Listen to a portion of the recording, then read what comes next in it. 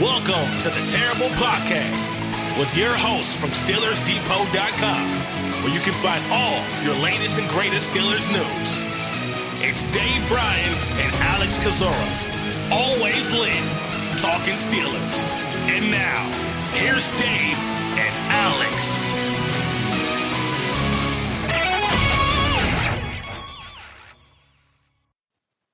Welcome to the Terrible Podcast, Season 11, Episode 83. He's Dave Bryan. I'm Alex Kozora, SteelersDepot.com. Good to be back with you guys after our vacation last week. Dave Bryan coming out to Pittsburgh and probably freezed his butt off in all the snow and cold, but really glad to be back with you, Dave, and happy to be back with the rest of Steelers Nation. Yeah. Happy to be back in my in the Las Vegas division of the Metroplex there after spending some time away, obviously with you and the great David O, who we obviously need to thank at the top of the show there for chauffeuring us around a little bit. Boy, I don't know where I would have been if not for David O, and obviously we had a rental car and made quite a few trips. Not only around Pittsburgh, but out to Canton, Ohio as well too, and took in the Pro Football Hall of Fame, which was I think undeniably the highlight of my trip. And you know, I know you had been there before as well too, but it had been a few years for you, and I know David O had been there before as well too. So saw a lot of things, and heck, I had a pretty good vacation before I even got to you guys in South Carolina. There did some four-wheel riding out in the woods. I haven't done that in years, and I ate some things that I haven't been able to eat since I think about April. So now I'm paying for it. So, but it is good to be back in Las Vegas and in my own natural surroundings. What was your favorite part of the Hall of Fame? I know you're going to say yes, but if you had to pick one specific section of Canton, what was your favorite? Oh man, how can it not be walking through the Hall of Busts there? You know, you see it, you see it on, you've seen it on television all these years and pictures obviously, and but to actually experience how that thing is set up and walk through all those legendary people of the NFL and just gaze at them. It was quite an experience. And look, I mean, that's not taken away from the rest of that place, which is, I mean, we spent almost 4 hours in there, and we probably could have gone through it again and still not taken in everything that there is to see there. So quite an experience, but yeah, walking through those Hall of Busts there was quite memorable, and just sitting back and listening to you and David kind of kibitz a little bit about some of the things along the way, and you and I even pointing out things Steelers related and all like that. So definitely won't forget that.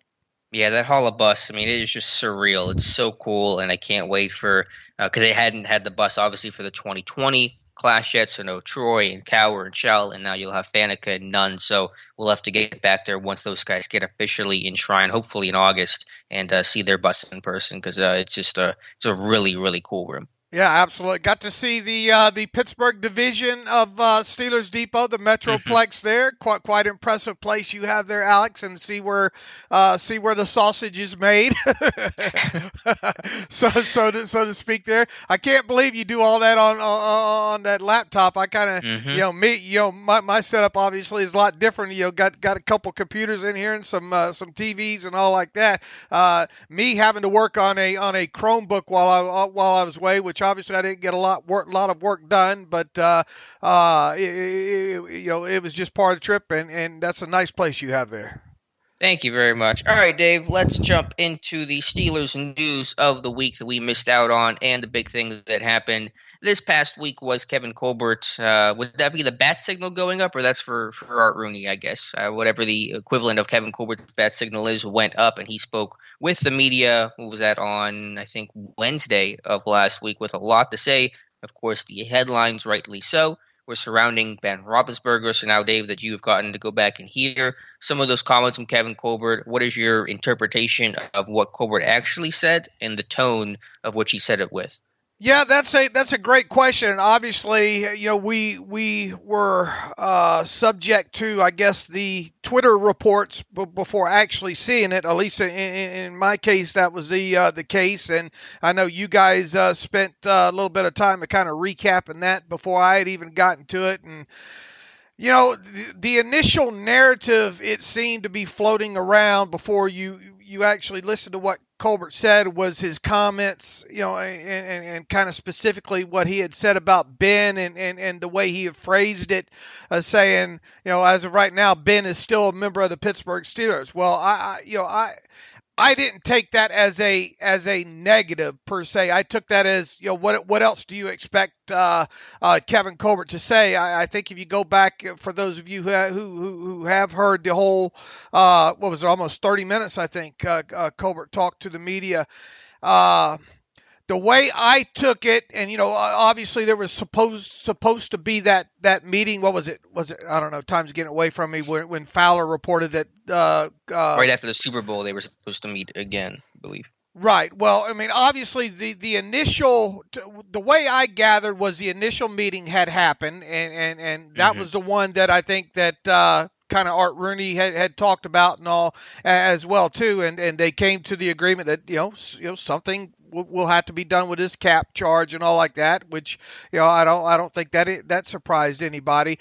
As far as my take is that there still hasn't been that, I guess, second meeting, so to speak. All right. They haven't negotiated. Even the first meeting, they did not negotiate or really talk the contract specifically. And why maybe was that? Well, I mean, wasn't there a report that the Steelers had some COVID issues, recently, and maybe that interrupted that, or maybe the initial report that they were, going to get together again, maybe for whatever reason that fell through. But my takeaway is that nothing's been decided yet. That really there hasn't been any hard, long contractual talks. Look, it's no secret about what really needs to be done here, and that's lower Ben's cap number through all this. And there's only a few different ways to go about doing that. But my main takeaway when trying to contextualize what Kevin Colbert said wasn't a negative that, well, for right now, Ben's here. I think people are trying to read way too much into that with him not coming out and say, well, Ben's going to be our quarterback this year and let's move forward. Yeah, but was there any level of surprise that he seemed to downplay the future of Ben? Certainly he could have been more confident or enthusiastic about getting something done with Ben or believing that he'll be the quarterback next year. Did you have any sense of that? No, I just took it as why speak in absolutes. Nothing's done yet, so things could obviously still go in various directions there, and they have to hammer out what direction they're going to go in, and obviously still at this point we don't know what the league-wide salary cap number is going to be. That's going to play a part in this. A lot of the kind of contextualizing what he said, we've got to figure out what we're going to be able to do other than Ben, as far as, he made a point to say, we got the 19 players about to become unrestricted free agents. We've got the retirements of Pouncey and Vance McDonald to consider, and really putting it out there too. Maybe Ben's not going to like what we're able to do or not do in this as well too. I still am of the belief that Ben's going to be with the Steelers in 2021. It's just a matter of how they're going to get to that point, and that's kind of, I mean, how many times he kind of going off track here a little bit, talking about Bud Dupree. Well, right now Bud Dupree is still a member of the Pittsburgh Steelers and will be until March 17th at least. And why speak about that past that date when there's still so many things to be decided? Now, obviously, do any of us think, or do you and I think that Bud Dupree is going to be a member of the Steelers past March 17th? No, but I just thought it was typical Colbert speak per se, and that they still got a lot of things to work through. More specifically, Ben's contract and how they're going to get that in the position that they need to be in, and obviously the cap's going to play a big part of that, as is maybe how many of their own unrestricted free agents are going to be able to re-sign. Yeah, that was generally my vibe too. Now, whenever I first saw the tweets that were flooding in from Colbert's interview with the media, it definitely sounded, pessimistic about Ben's chances. And you sat there and said, man, the way that Colbert's talking, at least the way we're reading these tweets, doesn't sound great about his future. But two things, and I had a video on this I posted earlier or this past week to kind of expanded on that.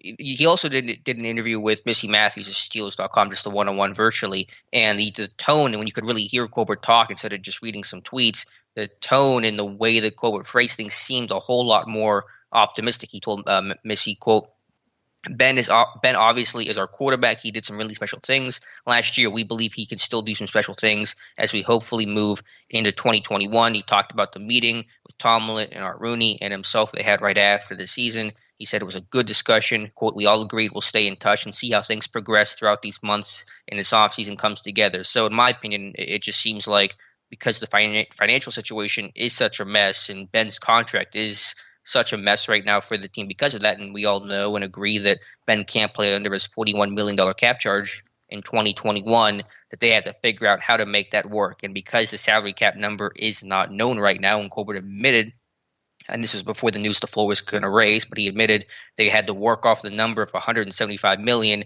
It just made the situation a mess. And so until there was clarity on what the cap number was going to be and how they can then work Ben's contract based off the cap number, he can't commit to anything right now. And that's what you're saying. You can't speak in this absolute. So I just took it because whenever you heard Colbert talk about the situation with Ben, he basically never commented on Ben's ability. Anytime he talked about Ben's ability, he said he can still play. We're still confident he can still play. It was always the financial situation of it because it is such a mess right now. But once the cap number is known and hopefully it's raised, and it seems like it will be a little bit, that will give the team the clarity they need to go forward with Ben. So it's a financial situation that can be overcome. If Colbert was coming out saying, I don't know if Ben has it anymore or his play wasn't great, that can't be resolved. That's when you move on from your quarterback. And so that wasn't the impression I got from Colbert. So certainly it could have been more enthusiastic and optimistic, absolutely. But I'm with you. I still think Ben comes back. Right, and there's still probably a level of negotiation to this and not wanting to show all of your cards. Now, look, the sexy media way to frame this for clicks and views and all like that would be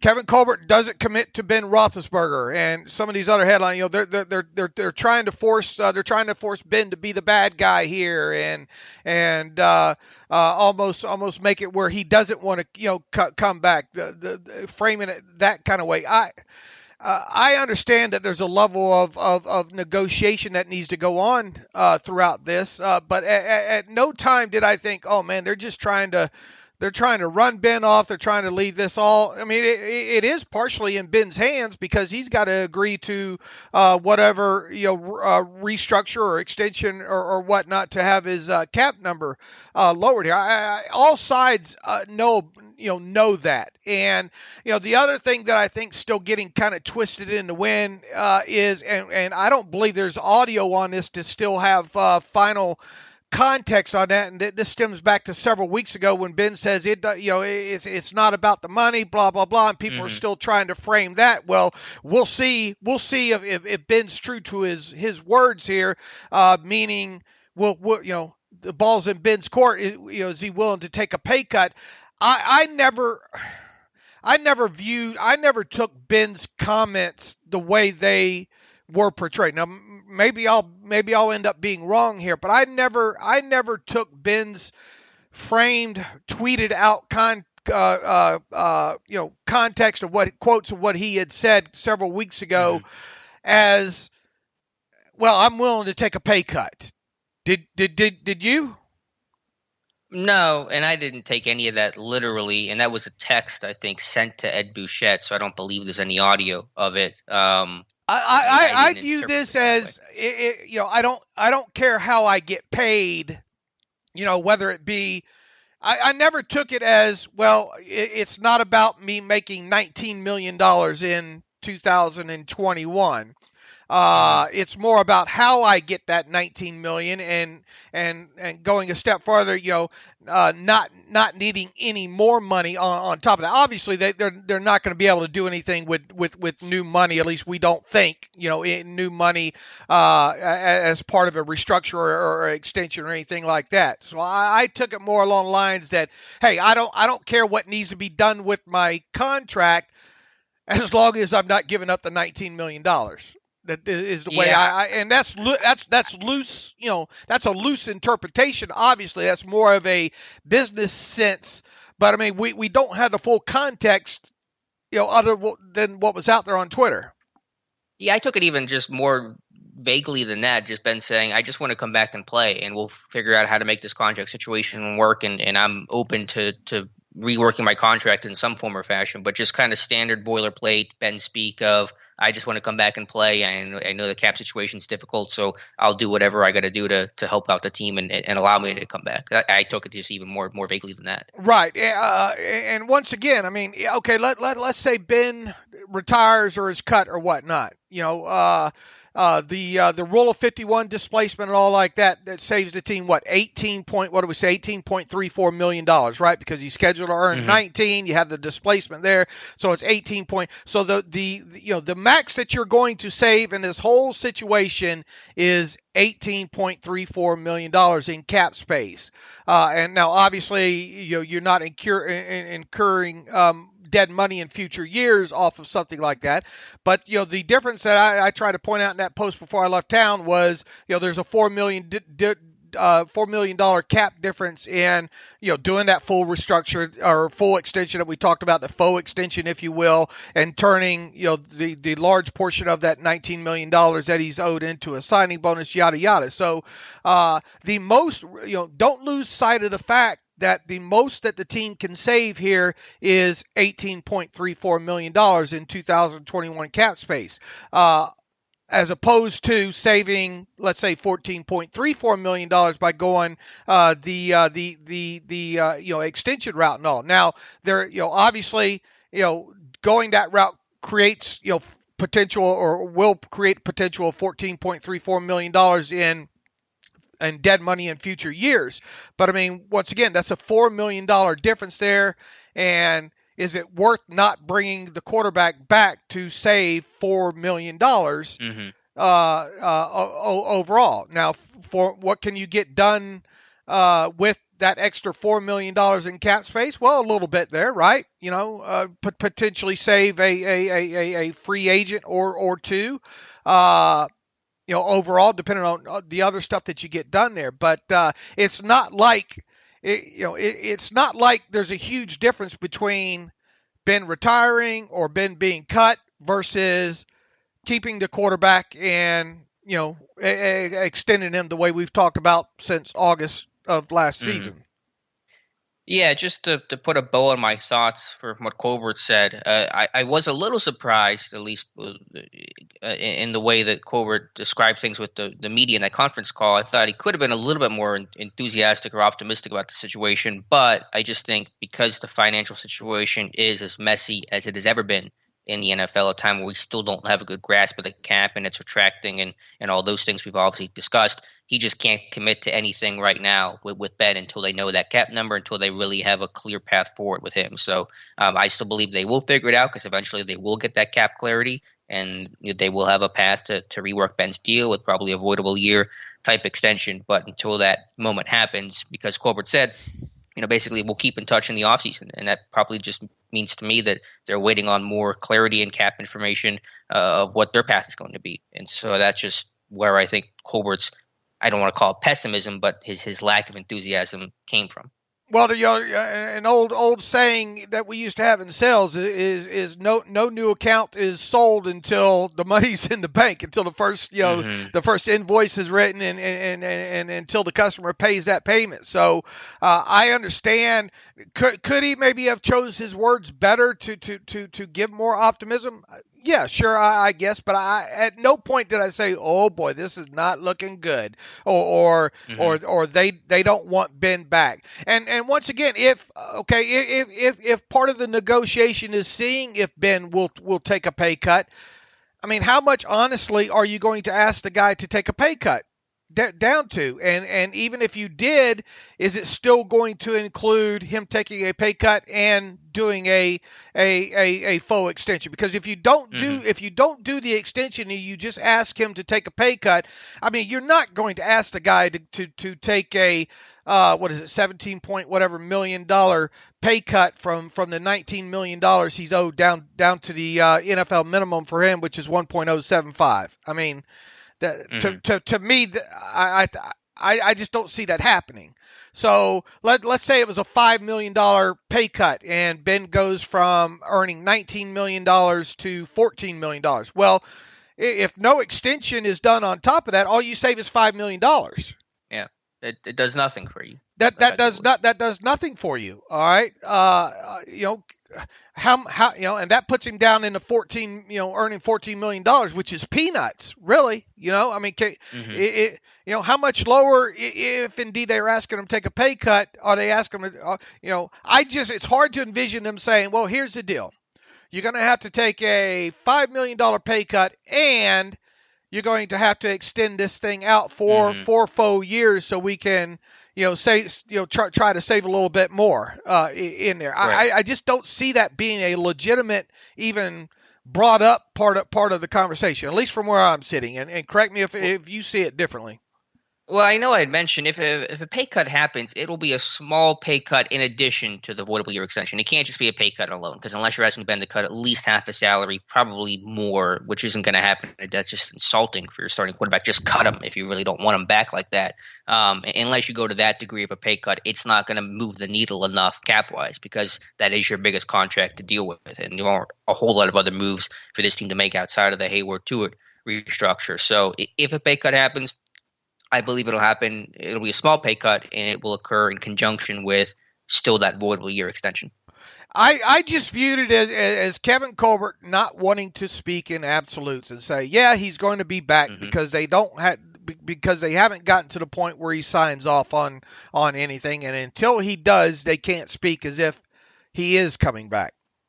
Right, and we will find out by March 20th, which is the day that Ben's roster bonus is due, and I'm sure we'll find out well before then. Well, yeah, I mean, March 17th, right? Because it'll be the cap compliant. Yeah. Right, because that's when you got to be cap compliant, and you would think to get all the signed, sealed, delivered. Once again, it goes back to kind of the time frame that I laid out with Ben, just over time in general. Anytime he's either signed an extension or he's had any kind of off-season restructure done. That usually happens right around his birthday, which is the beginning of March. So I think in another, let's see, today's the 22nd. I'm thinking within the next 2 weeks' time, we'll have our answer on what's going to happen with Ben and whatever the time frame, whatever it hits the NFLPA, the delay of 2 days, 3 days, whatever it might be. Usually they do that stuff on a Thursday or Friday, and then it takes another 5 or 6 days for it to, because of the weekend to hit the NFLPA. But I feel pretty confident that within 2 weeks from really today that we should have our answer on Ben Roethlisberger. And look, I mean, what else was he going to say? He's asked about Mason Rudolph. He was asked about Dwayne Haskins and all like that. What else is he supposed to say? When given, basically saying, look, the game Mason had against Cleveland last year was perhaps his best, but they still came up a little short, and there were reasons for that because that was a more meaningful game, obviously, to Cleveland at that time than it was the Steelers because they had rested their starters and yada yada. I mean, and he went on to say that maybe we'll see more from Mason. In 2021, whether it be preseason or whenever, and then talking about Dwayne Haskins, they don't really know what they have in Dwayne Haskins right now. I mean, how else was he supposed to frame that as just a young kid that's got some pedigree, that's got some talent, that they're excited to get on I think his exact words, we'll see what happens when we get him on the field and all. Yeah, he says, quote, "We're excited to see what Dwayne can do with us. We had high grades on Dwayne coming out of Ohio State. Of course, he got picked a lot higher than we were able to make that decision, and it didn't work. He's a young, talented quarterback that we're anxious to see what he can do once he gets in here and gets to working with us. That may not happen until July with training camp, with the way this offseason is probably going to be charted." So More optimistic in his comments about Rudolph and Haskins, but those are younger guys, I guess, less contracts to worry about. No financial really concerns there. But this team has continued to talk up Mason Rudolph though, and he did improve. I do agree that Browns game was probably his best game of his NFL career. I just still don't see the long-term starter, and hopefully the Steelers aren't viewing him in that sense. And he also commented on the potential of adding another quarterback this offseason, and why wouldn't he leave the possibility of that still being there as well too? Because look, they have zero invested in Dwayne Haskins right now, right? They will add him because they always carry 4 quarterbacks. They only have 3 right now, and plus Haskins should not be just guaranteed to win the number 3 job. He's got to be pushed and compete and battle, make sure he's working hard every single day. So they will add a 4th quarterback because it's what they do. It's just a question how they acquire that 4th quarterback will be at the open part of that question. And then on top of it, I mean, heck, if Ben, for some reason, if Ben isn't part of the 2021, quarterback room, then you most definitely have to really explore the addition of one via a draft or free agency along cheap one via free agency there. So. I don't know. To best sum it up, I kind of view this past week as a giant Kevin Colbert Seinfeld episode. Much about nothing. Much about nothing because I'm not really sure we learned anything. Well, let me ask you this, just to tie up the Ben situation. Before Colbert's conversation this past week, what percentage did you believe Ben was going to come back in 2021 and be the Pittsburgh Steelers quarterback? I mean, over 90. Okay. As I was at like a 99% chance Ben was going to come back. So has that percentage changed at all for you post Colbert's comments? No. Not one bit? No. Okay. I mean, Ben's saying all the right things still, I think, not that he said any. I just think and the big part of it is still trying to contextualize completely what the text, I guess, was to Bouchette or whoever, but nothing that Colbert said made me go, I'm less sure about this situation now. Okay, because I view it as really, I mean, it's black and white. It comes down to do they think Ben is worth $19 million in 2021, and on top of that, do they think having Ben as their quarterback in 2021, in their eyes, not me, because nobody gives a crap about what I think, but do they think that they can potentially compete for a Super Bowl if Ben returns versus him not returning? Right. That's fair. I will come off of my 99% a little bit and drop it down to say 95%, but we're splitting hairs, obviously, and I'm still confident Ben will be this quarterback. They will figure things out once that cap number gets settled. And obviously, if something happens that Ben's not that is decided in the next few weeks that Ben's not coming back, well then we can circle back and further parse out what Kevin Colbert said for the aha moment. But I just, and me, I love overthinking this stuff. Nobody. Could you check your tinfoil hat? I mean, it still works perfectly. At least from what I can tell right now, there's no short circuit or anything like that in there. Not once did I go, I wonder. I'll put it to you that way. Now we'll obviously see. I mean, if part of the negotiation is Ben once again, Ben being asked to take less than $19 million, then maybe he scratches his head and all that. Maybe the plan that they lay out to him is, look, we can have you back, but Juju's not coming back, and Big Al's not coming back, and which I think is pretty much feels like a given, right now. This is the type of offense that Matt can. He also talked about I don't know what point we want to transition here, but talking about the kind of players that Matt Canada might perceive that he wants. Can the offense run initially?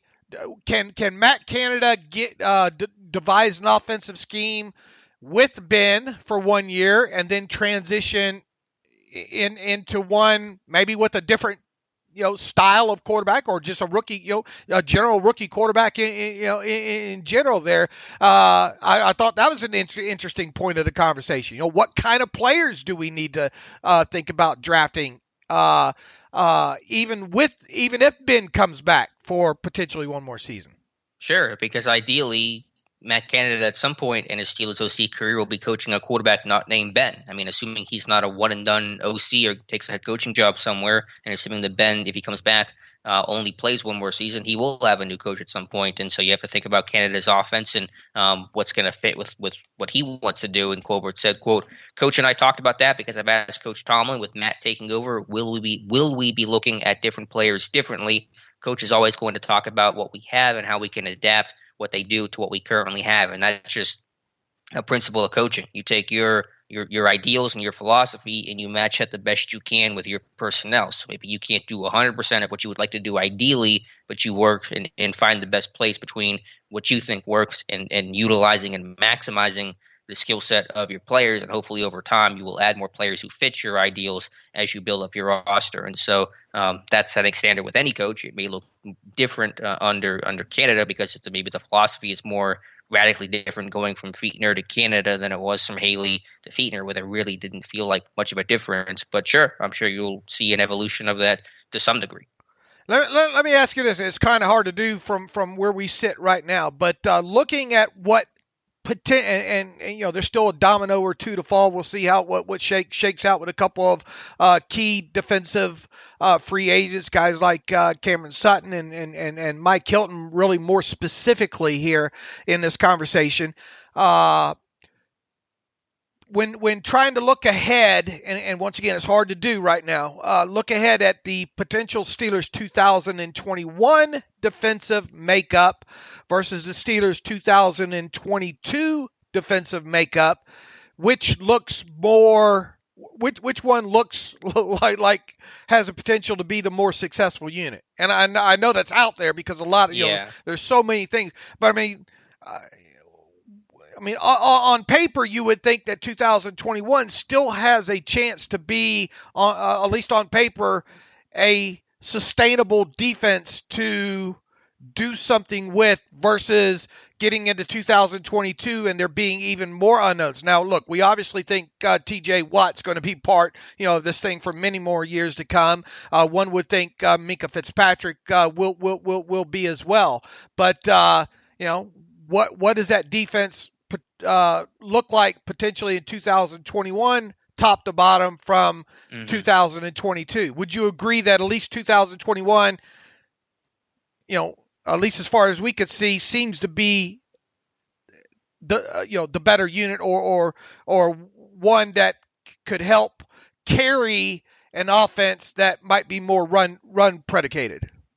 It's really hard to try to predict and project that out. I still think the 2021 defense will be a good defense, a very good defense, and the core should still be intact for obviously this upcoming year and for 2022. 2 years from now, you still have Minkah Fitzpatrick, you still have T.J. Watt, Devin Bush, Cam Hayward, Stephon Tuitt.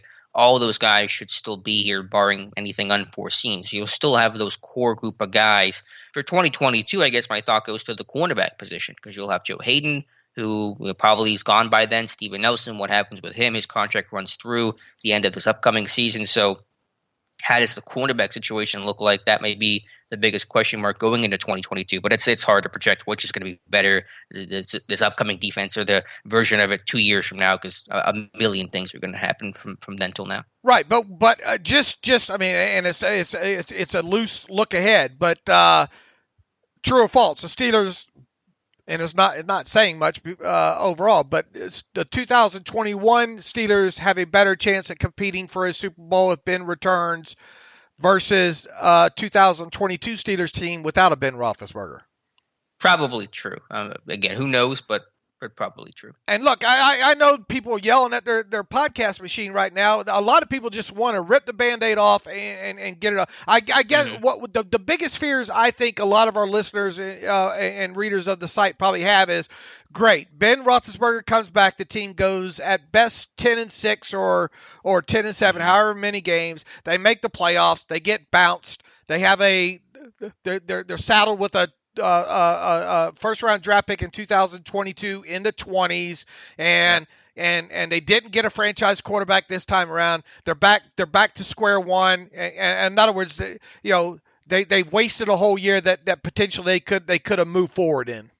And that's valid. That's a very valid point, I think. Sure, I totally get the other side of people saying that Ben shouldn't be back just for that reason alone, that they're not going to be able to win the Super Bowl, and let's get on with things and move on from there. But you have to look at it from the Steelers' point of view, especially if you 100% believe that they think that they could potentially put it, or every year they try to put together a team that they believe will give them a legitimate chance to win the Super Bowl. Now, if they sit in those meetings and they think, man, even if Ben comes back and things play out the way we think, and there's just no way whatsoever we can win a Super Bowl, then yeah, they need to maybe seriously consider it. Ben either comes back at a minimum base salary, which he's not, or they move on.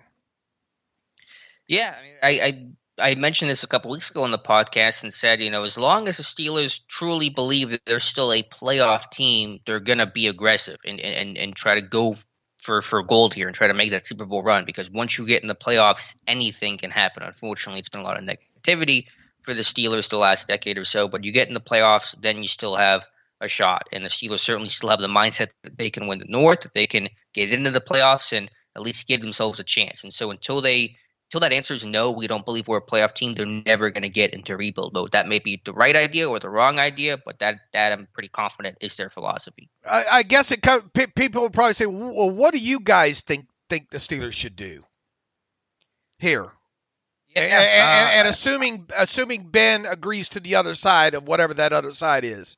Sure, I'm fine with bringing Ben back for 2021, but I've made it very clear the mentality of the alarm bells have to go off, that we have to find our next franchise quarterback, that we have to assume that Ben will be playing in his final season in 2021. And so the time is now to find that next franchise guy. Now, there's no guarantee you'll be able to do it because you are picking at 24, and that's certainly a tough place to try to find that guy or at least start that process. But I'm fine with bringing Ben back, but I don't want to let this team be complacent in terms of finding the future, because if you don't find them this year, you have to find it next year, and the alarm bells will really be going off by then. But like we've said all along, if they do this right, they and it's conveyed to Ben, which I still fully would expect to be part of these conversations if they haven't happened already to some degree, is tell Ben, look, we're having you back, but please understand that if there's a quarterback in that first round, either we pick at the spot or we trade up to get,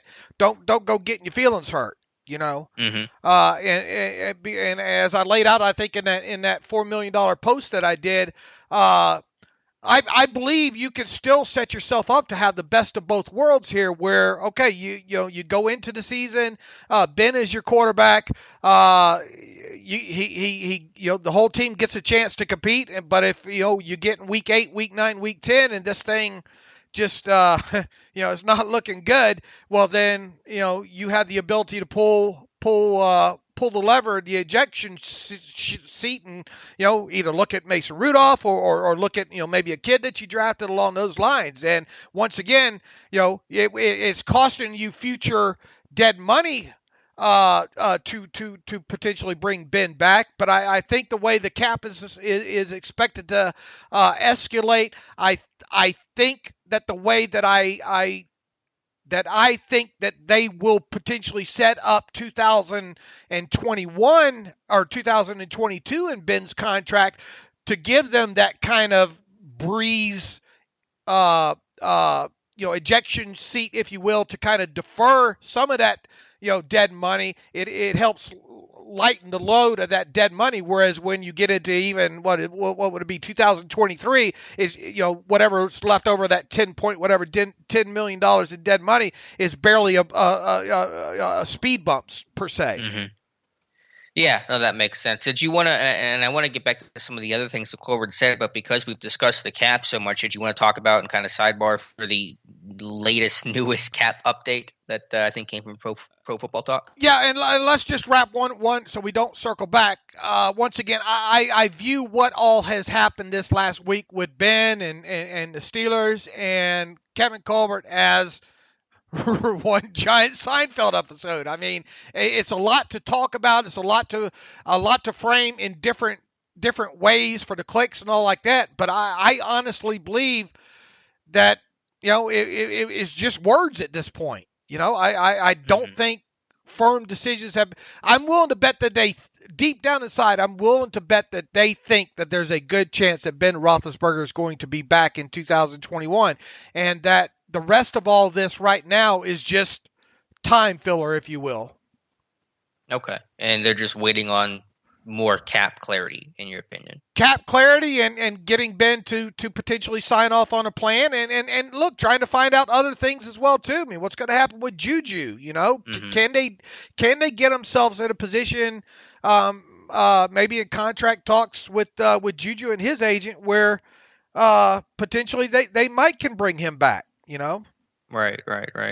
All right, we'll keep you posted for sure. And so, yeah, just a sidebar, because we've had such a obviously cap-focused discussion, and we believe that Ben's future, is really goes hand in hand with where the cap comes in at. We know, actually, the other news that broke that we didn't get to because of the no podcast last week, the NFL announced that the salary floor will be raised from $175 million to at least $180 million. I think that was a statement either jointly released or separately released by the NFLPA and the NFL. Now, that did not guarantee the floor, or the cap will come in at $180 million. That's just the new floor. The hope is that it will still be higher than $180 million, according to Pro Football Talk's Mike Florio. The cap number is expected to come in around $182 to $183 million. That'll be under the hopeful goal of $185 million we've discussed. But so that is the new updated cap expectation. We know 180 is now the floor, and the expected range is $182 to $183 million.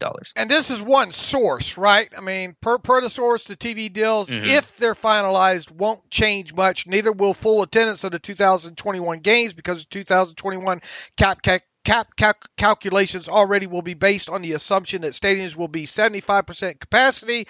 If the number lands in the range of 90 or 95%, it won't push much more money into 2021. Look, I think Mike Florio, obviously, as long as he's done it, has a good handle on what the cap is, how the cap's set, yada yada. But I mean, I view this as, I mean, how many hasn't Mike Florio already speculated that the cap won't be above 180 or I'm trying to find what his report was from a couple weeks ago.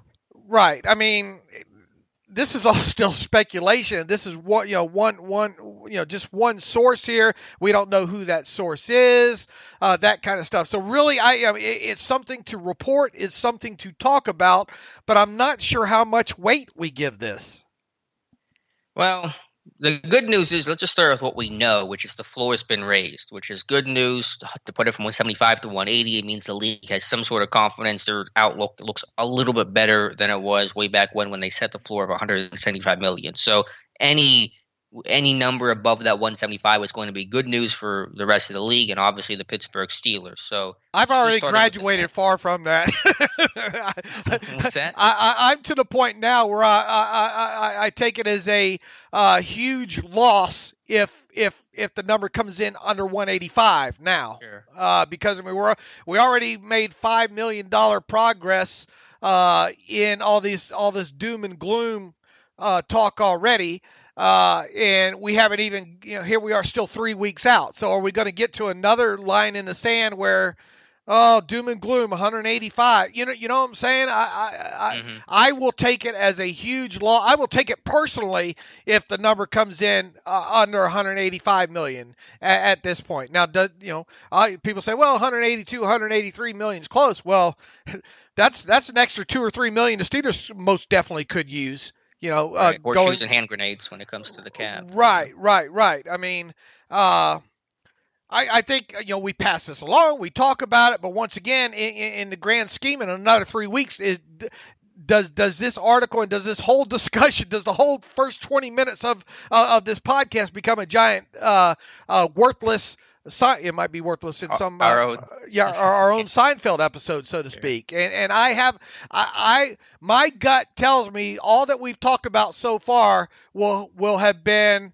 See, none of that came to fruition. That's probably true. So we're still rooting for 185. I looked a month ago. Floyer was projecting the cap to be somewhere in the 180 million range. So that's generally consistent with what he's saying right now. But we'll see. We don't know exactly when that number will be known. We're rooting for at least 185. If it comes in a little bit below that, will be disappointing based on expectations. But it still beats $175 million. I at this point, I view, it's a big kick to the gut, I think, for the Steelers if it doesn't at least come in at 185. Because my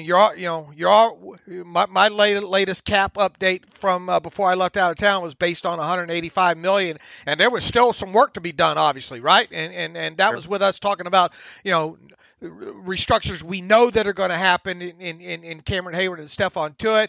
Also under the assumption that they get $14.34 million out of doing something with Ben. And even then, there's not, at 185 million, there's not a lot of room to work with. Then you're getting into the talk of, are they going to extend a guy like Nelson? Are they going to extend a guy like David DeCastro? And if so, what are they going to be able to get in 2021 cap relief? You start staring at that $4 million that Vince Williams scheduled to make it really starts looking big, at that point, especially when you get in. Look, it's not big to a point where they might need it to get cap compliant. But I mean, make no mistake about it, this team's got a lot of work, a lot of meat still on the bone once they get past March 17th. But I think it's an important part of the conversation to talk about the Steelers cap situation in two different lines in the sand. The first one being March 17th, and then the second line of the sand being week one, the final cut down date. Yeah. So we'll see. And I said this before that I think nobody should be rooting for the cap number to come in higher than Vince Williams, because his status in Pittsburgh could directly be tied to exactly where this cap comes in at. So what number do you believe it? And I know things will change a million more times. What number do you think the cap ultimately comes in at right now? It's not going to stay flat. I think the goal of it staying flat is probably out the window. There's still a tiny part of me that thinks maybe some sort of negotiation might be done to make it flat. But obviously that the closer that we get to crunch time there, that gut shrinking down and down. I think a huge win would probably be 190 million. Okay. But what do you think it's going to come in at? If you had to just guess based on... I'm going to go 190 million. Okay. I think that's my new target, I guess, at this point. Okay. I think I've been around 185 for most of the offseason, so I'm going to still stick with 185. I mean, if it comes below that 185 million mark, man, I mean, it's really hard to imagine. Obviously, once again, that'll be based on, what can they get done with guys like Nelson and DeCastro. Is there any surprise? Because look, he didn't Colbert mention possible contract terminations. Do you have that quote there in front of you? I think he mentioned that in reference to other teams. Okay, that's right. He did mention that, not specifically to the Steelers, but is there an outside chance that a guy like Joe Hayden gets cut? I mean, yeah, I guess I wouldn't bet my house on it. I would bet that it wouldn't happen, but. I don't think you can completely rule it out. I would think that a guy like Vince Williams would be out the door before Joe Hayden would be. Yeah, although Hayden saves you more money. It just depends on where that cap comes in at. The lower it comes in, the more likely those kind of contract terminations happen. So that's why you want to root for this number to be higher for all parties involved. Now, do I think? I mean, I think it's really safe to say that barring the Steelers doing something that they haven't done in the past when it comes to contract structures with non-quarterbacks, that Alejandro Villanueva's gone. Yeah, I don't see Villanueva coming back at all. I think, but Dupree is gone as well. And also, usually I don't put a lot of stock into this stuff, but Bob Labriola basically said as much. And for a Steelers employee to say that usually means that guy's gone. But that's not a shock, right? No, but Rooney and Colbert's always kept that door open, and we've talked about what Dupree's market's going to be, and is there a path if XYZ happens? I think you can probably close that door right now. I agree, and maybe we'll see what happens. The big question I think right now is what's going to happen with Juju. Are they going to sacrifice Juju maybe to get one of either Cameron Sutton or Mike Hilton back? Obviously all three of those guys are not coming back. Juju, Mike Hilton, Cameron Sutton. I think that's a pretty safe bet that all three won't be back. Correct? Correct. And if you even assume the two comes back, it's probably not Juju and Hilton nor Hilton and Sutton. It'll probably be Juju and Sutton if two of those guys comes back. Now, barring them, once again, you have to leave, even though, and I think it goes back to maybe, parsing out what Art Rooney had to say about having to look at maybe doing some contracts different. Was that specific to Ben Roethlisberger and the faux extension, kind of structure there? Or can that be loosely interpreted as in, look, we might have to guarantee some second years or second and third years of contracts in order to maybe keep a couple of guys that re-sign a couple of guys that we want to re-sign, just in an effort to keep their 2021 cap hits low. Because traditionally, the way this team works is they give the base salary, they give a fairly large signing bonus, and whatever the player takes home in the first year of the contract is usually all that's really guaranteed. Now, obviously, there's injury guarantees. There's sort of guarantees, if you will, just based on the history that they would play out the first couple, 2 or 3 years of the contract. But unless when talking pure cap cost of first year cap cost, the only way that you're going to lower that anymore via a re-signing would be to structure some of that money in the second and third years as fully guaranteed to convince the player to sign, take the low first hit, take the low first year base salary, and then not have that proration that heavy proration amount of bonus, in that first year in an effort to keep the cap hit down. So once again, it goes back to what we said. We're going to learn a lot about what the Steelers, future might be in contract negotiations at some point during this season, whether it be guys like re-signing guys like Juju, Cam Sutton, Mike Hilton, and even later on in the summer, how are they going to structure the T.J. Watt extension?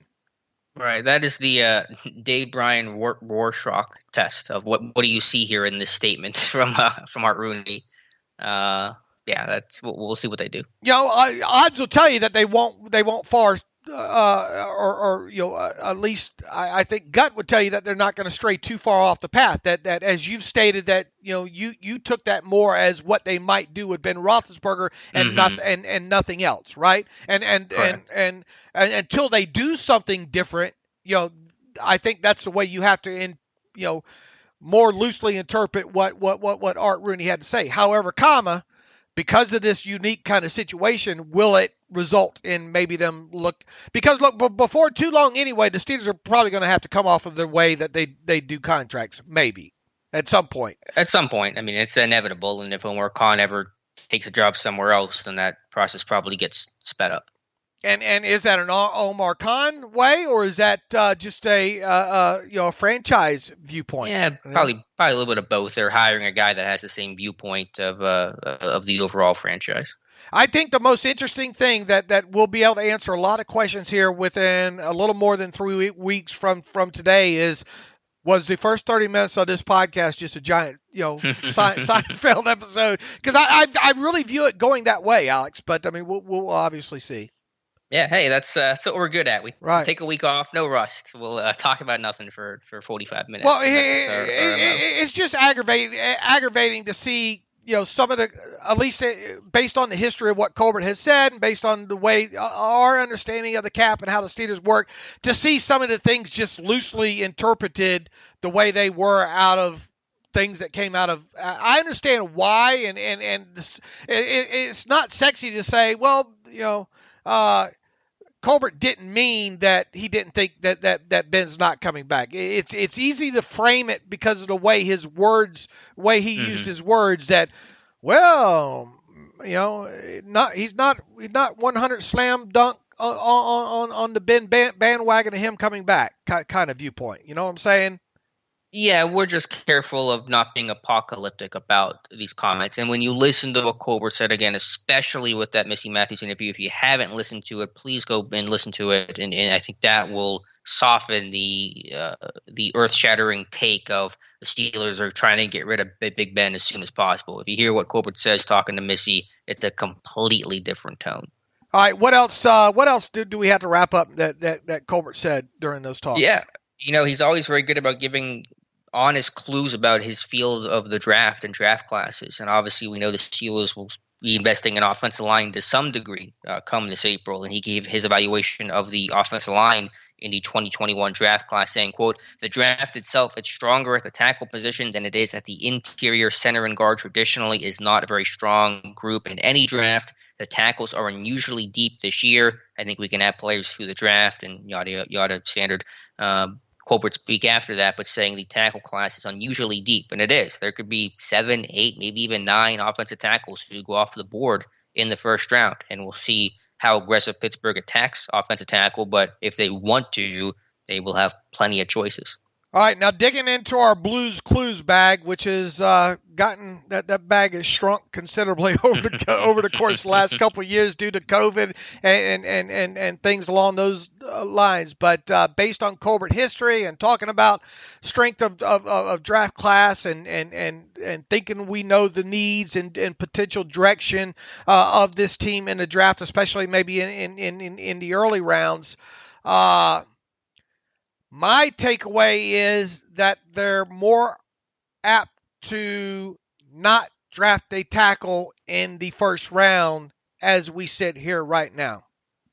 I wrestled with that because, A, I think they really should. B, Colbert's statement about the tackle class being strong, I think is worth noting. But then you've also, you heard Zach Banner say that Mike Tomlin told him, I guess in his exit interview, that you're my left tackle for next season. Just get your knee right, and you're my guy. And I think they still like a core 4, and again, they're going to re-sign Banner. I think almost 100% chance he comes back. So will that lessen the need? Because if they feel like, okay, core 4 is our right tackle, Banner's our left tackle, we'll sign Gerald Hawkins, or even if they sign Matt Filer and kick him out to right tackle, does the team not view the tackle situation as urgently as I do? I think that's possible.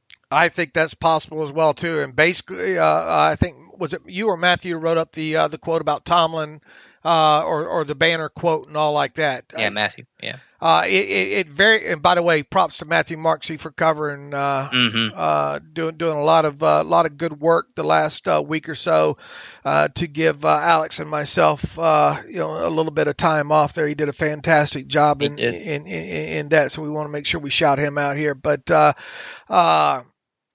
I really came away with the sense that, okay, we're fine if we don't get a tackle in the first round overall. Let's just draw the line right there. First round overall. I think anything's. I think the potential of 1 second round and on is more likely. Let's put it to you that way. Yeah, I mean, with when it comes to Banner, is that just a little bit of Tomlin speak, coach speak of let's just we want you back, and they're going to re-sign Banner. I have no doubt about that. But is it really to be the week 1 starting left tackle, or is that just more of a motivational thing from Tomlin? You say one thing, the draft happens, the roster looks a whole lot different after the fact. I'm not quite sure how to interpret that statement, but I think if you that is their plan, and you got a core 4 going in the last year of his rookie deal in 2021, Banner, assuming he'll come back on a 1-year contract, what is the long-term future of those positions? So I'm still fully advocating for drafting a tackle early because this class is so good. And although it is a strong tackle class, none of those 7 or 9 tackles are going to be available at 55 because either you're going to have them go in the first round or usually get an early run on tackles in the second round because all the teams that just drafted their franchise quarterback are now looking for a tackle to protect them. So those top 10 tackles in this class are not going to be available by 55. So it is a strong group, but it's not so strong that you're going to have a round one worthy offensive tackle fall in your lap at pick 55 unless there's an injury or medical or character type issue to worry about. Going back, if we went back to maybe our talks that we've had, over the course of the last 365 days, I talked about, man, I just don't see this team drafting a quarterback in the first round. And then obviously everybody knows my feelings about running backs in the first round. From where I sit right now, I think there's a strong chance that either a quarterback or a running back is drafted in the first round. Yeah. I mean, it just goes to show you how, and look, none of what I speculate about what I think the Steelers will do is based on what I would do or what I want the Steelers to do. All of it is based on what I think the team will do. And so thus, I mean, the last, like I said, year, I've gone to the point where I'm very acceptive that they might draft a quarterback or a running back in round one. Sure, I could easily see this draft play out where it's Najee Harris at 24, assuming he's still there, and then a center in round 2 of whoever you want to pick, a Landon Dickerson, a Trey Hill, Creed Humphrey, if he were to fall, hypothetically, I don't think he would, but if he's there, certainly a possibility. And where tackle really doesn't get addressed until even later in the draft, maybe even in the day 3.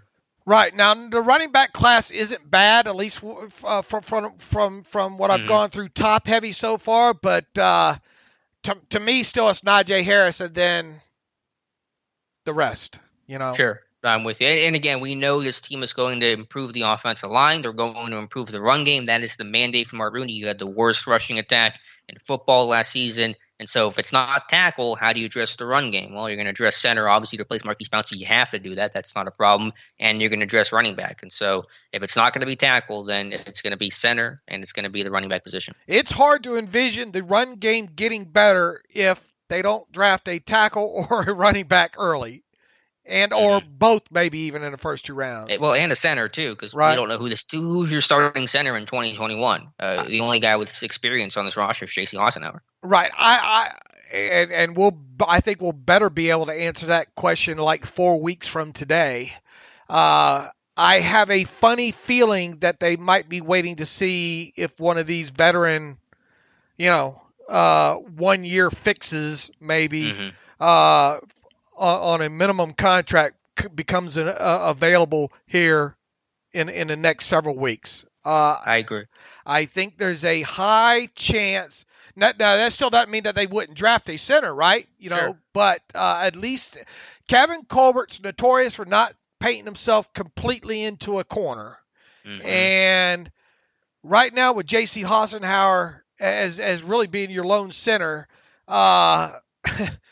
he's kind of painted in a corner, right? And on the heels of the Marquise Pouncey retirement there.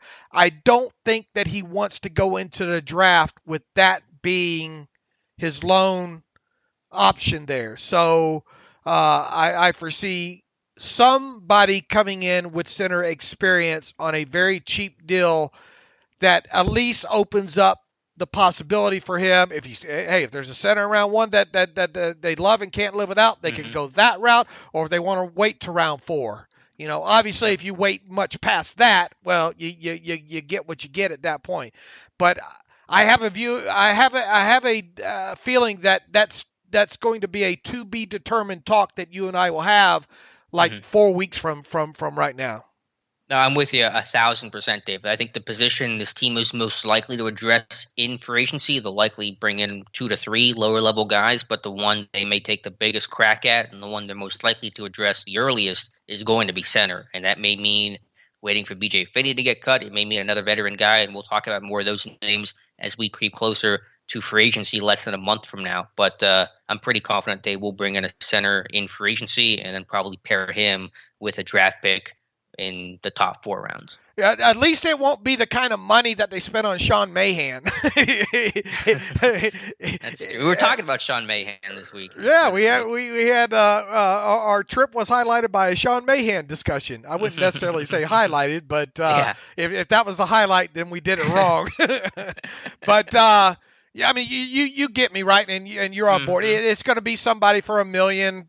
Maybe $2 million at the most. Maybe a 2-year deal that right. brings that number down. You wrote about BJ Finney. Look, I've tweeted and we've talked about BJ Finney quite a bit ever since. All right, we got some breaking news here. The Steelers did a basic conversion restructure on defensive lineman Cam Hayward's contract, source said, and he'll still make $10.5 million this season, but roster bonus and his base were converted to a signing bonus and created about $7.5 million in cap room, just like Uncle Dave predicted would be the case there. And that comes to it will be next, I assume, at some point? Yep, to it will be next there. All right, so do you want to pause here and write that up really quickly? Please. Or what do you want to do here, Dave? All right, we'll pause here and come back in just. All right, welcome back from our brief pause. And as the news broke that the Steelers had restructured Cam Hayward's deal, freeing up around $7 million in cap space, according to NFL Network's Ian Rappaport. Dave, of course, if you listen to the podcast, this is no surprise at all. Absolutely. I wrote about this back in the middle of January. We've obviously talked about it several times on the podcast. None of this should be a surprise to any of you. Based on the reporting by Rappaport, and it's hard to envision this not being a full restructure that I laid out before, and thus it should clear $7.06875 million in 2020. 309? Is that what you were getting? What's that? So the way you rattle off the numbers, I'm just making a dumb 8675309 joke. Yeah. Anyway. Oh, okay. Jenny, you know that number? Just enough to make the reference. Oh, okay. What was 8675309? Yeah, a little over $7 million there in 2021 cap space created. Look, the moment Cameron Hayward signed his new deal last offseason, I wrote that this was going to be the likely path that they would take with him. A lot of people saying, "Oh, they cleared this. This means they're going to go after J.J. Watt now." Look, no, they need these restructures with Hayward, and we would expect Stephon Tuitt to follow suit here. Fairly soon, do a full restructure on him, which would clear another $3.9 something million in cap space there. So right about the time frame that we envision, right?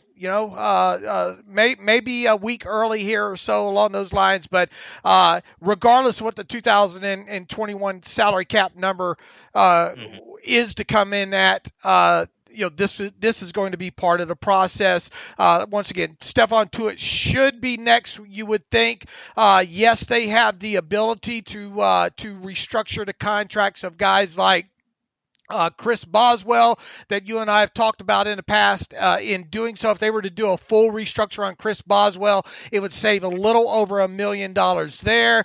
I mean, they could do Derek Watt if they wanted to, but there's only $880,000 in cap space to be saved there on him as well too. So we'll see if they go that far. Once again, we expect Stephon Tuitt to be part of this process.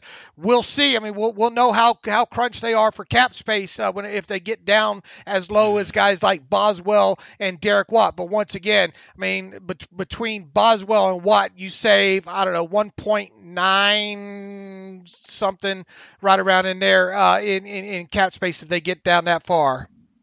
And with Tuitt, that should clear up about $4 million whenever that happens. Almost $4 million, 3.9625. Okay, so about $11 million total between Hayward and Tuitt. Right, exactly the number you and I have been talking about for weeks now. So it pays to listen to the Terrible Podcast, right? And read Steelers Depot. It does. And so Tuitt, you would imagine, should happen pretty quickly too, because obviously now the team is in the the mindset of, okay, let's start restructuring these contracts and get on the path to getting cap compliant. Yeah, absolutely. Within, now that we know they've got Hayward done, I would expect the news to follow not too far behind here. All right, Dave, picking up on our conversation about James and Finney and Beach and potential Steelers reunions, none of that is new information. I just wanted to put it together all in one post. You've written extensively about Kelvin Beachum and why he would make sense returning back to Pittsburgh, maybe to end his NFL career. We talked about B.J. Finney and potential center options as a stopgap to fill the void left by Marquise Pouncey's retirement. And Jesse James is a guy we've been talking about for a long time now as a potential replacement for Vance McDonald to be a number 2 tight end and just some sort of bridge option. So I'm not saying those are going to move the needle significantly. They wouldn't, but they're just very much in the Colbert MO of the veteran stopgap options. So you're not compelled to address a position in the draft, or if you don't or you can't for whatever reason, you have some options there. And so we've seen former Steelers come back like Larry Foote and William Gay, Bryant McFadden, several names over the past decade or so have circled back to Pittsburgh. So it would not be a shock to see any of those 3 guys return. Yeah, and if you're listening, don't lose.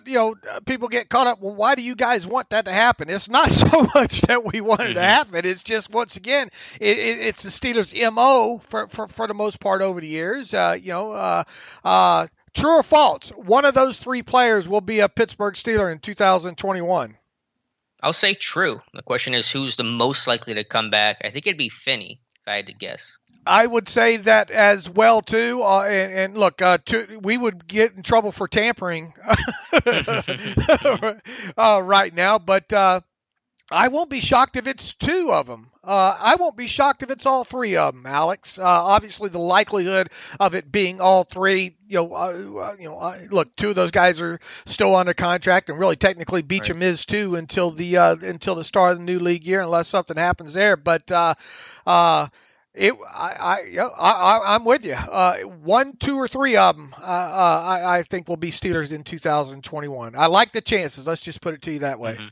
And I say Finney for 2 reasons. One, I think it's the most glaring position of need with center. With the conversation we just had, there's nothing there right now. And then 2, I don't think the Steelers wanted Finney to go, but they weren't going to pay him the 2-year, $8 million contract he got from Seattle when there was no place for him to start entering this past off season. And then 3, Finney loves the Steelers. He was a Steeler fan growing up. Remember, he was crying whenever he got to announce to his family that he was being signed by the Steelers when he was an undrafted kid out of Kansas State. So, I mean, I'm sure he would love to come back to Pittsburgh, and they know him. He could potentially start. You draft a rookie, compete. If the rookie's not ready or whatever the reason is, Finney could be the guy, and then the rookie take over at some point. So Finney's not here to be a long-term answer, just a short-term stopgap. And again, this is what Colbert does. You talk about you sign Mark Barron, then you draft Devin Bush. You sign Dante Moncrief, then you draft Deontay Johnson. You sign Morgan Burnett, you draft Terrell Edmonds. So it's very common for Colbert to double dip with a veteran option in free agency and then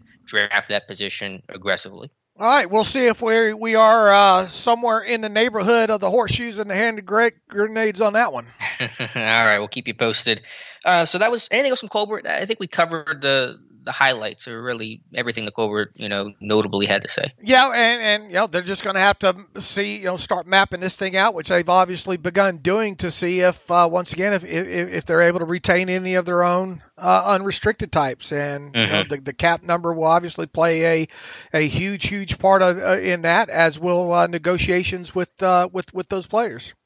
Colbert also said they've yet to address his contract situation. His contract currently runs through May. He said there really haven't been any talks about extending that. Certainly could happen. Probably will happen, but Colbert said there's been no new information on that front. Right, and we'll see. We'll sit and wait if closer we get to the draft day to see if 1 year extension or whatever, something that at least gets Colbert through, let's say, the 2022 draft. Mm-hmm. Right. And I should mention, as just some housekeeping information, this came a report last week from NFL Network's Aditi Kinkhabwala that, according to her, let me check the Steelers website too to see if he's still listed here or not. I don't believe he is. That Terry Cousin, the player engagement coordinator, they were going to part ways with. He actually still is listed on the Steelers website, but they're notoriously slow for updating that information. So, according to Aditi, the team is parting ways with Terry Cousin, who's been with the team for I think 6 seasons now, and he generally works with players from an off the field standpoint, helping the rookies transition to the NFL, taking care of their itinerary, and they would go to St. Vincent when they were having camps there before the start of training camp to get a lay of the land, and just helping players from an off the field standpoint, kind of a liaison. And players I talked to really liked Terry Cousin and the job he did. So I don't know the circumstances under which they're parting ways, assuming that report is true. But that is one front office move we should pass along to you guys. Right. A bit of a surprise, though. Came out of nowhere, right? Mm-hmm. Yeah, I was surprised. And so I don't think anyone's ever talked about the player engagement coordinator that much before on the podcast, but there you go. So we'll let you know that's if what he we officially do. is off the Steelers roster on the website or not. All right, Dave, I do want to touch on briefly, and I think I want to write an article about this probably later this week. We talk about, will the Steelers draft a quarterback? And to me, I've said the alarm bells have to be going off that this team needs to start examining every quarterback as could they be the franchise? Could they be the heir apparent to Big Ben? And I think really realistically, it comes down to two names. And I'm not saying you have to like these guys or not like these guys, but these I think are the two names you have to evaluate. It's North Dakota State's Trey Lance and it's Alabama's Mac Jones because, after Mac Jones, the drop-off is pretty significant. You're getting the Kyle Trasks and the Kellen Monds and Jamie Newmans. I don't think many people view those guys as franchise players. I certainly do not. Then you have the top-tier guys of Trevor Lawrence, Zach Wilson, Justin Fields. Those guys are going to be long gone before the Steelers could even realistically trade up to get one of those guys. They could all be gone in the top 5. So if you eliminate Lawrence, Wilson, and Fields, and then you eliminate the tier 2 guys of Trask, Newman, Mon, all you're basically left with is Trey Lance and Mac Jones. So those are the two names Steeler fans and the Steelers themselves should really circle because those are the players that you could realistically get that may be franchise options. Maybe they're not, but you have to examine them. All right, and you did an extensive breakdown on Mac Jones now, and you and I talked briefly about it when I was up in Pittsburgh visiting with you. Let's kind of rehash that conversation again. What are some of the things that stuck out the most to you about Mac Jones that you like and dislike?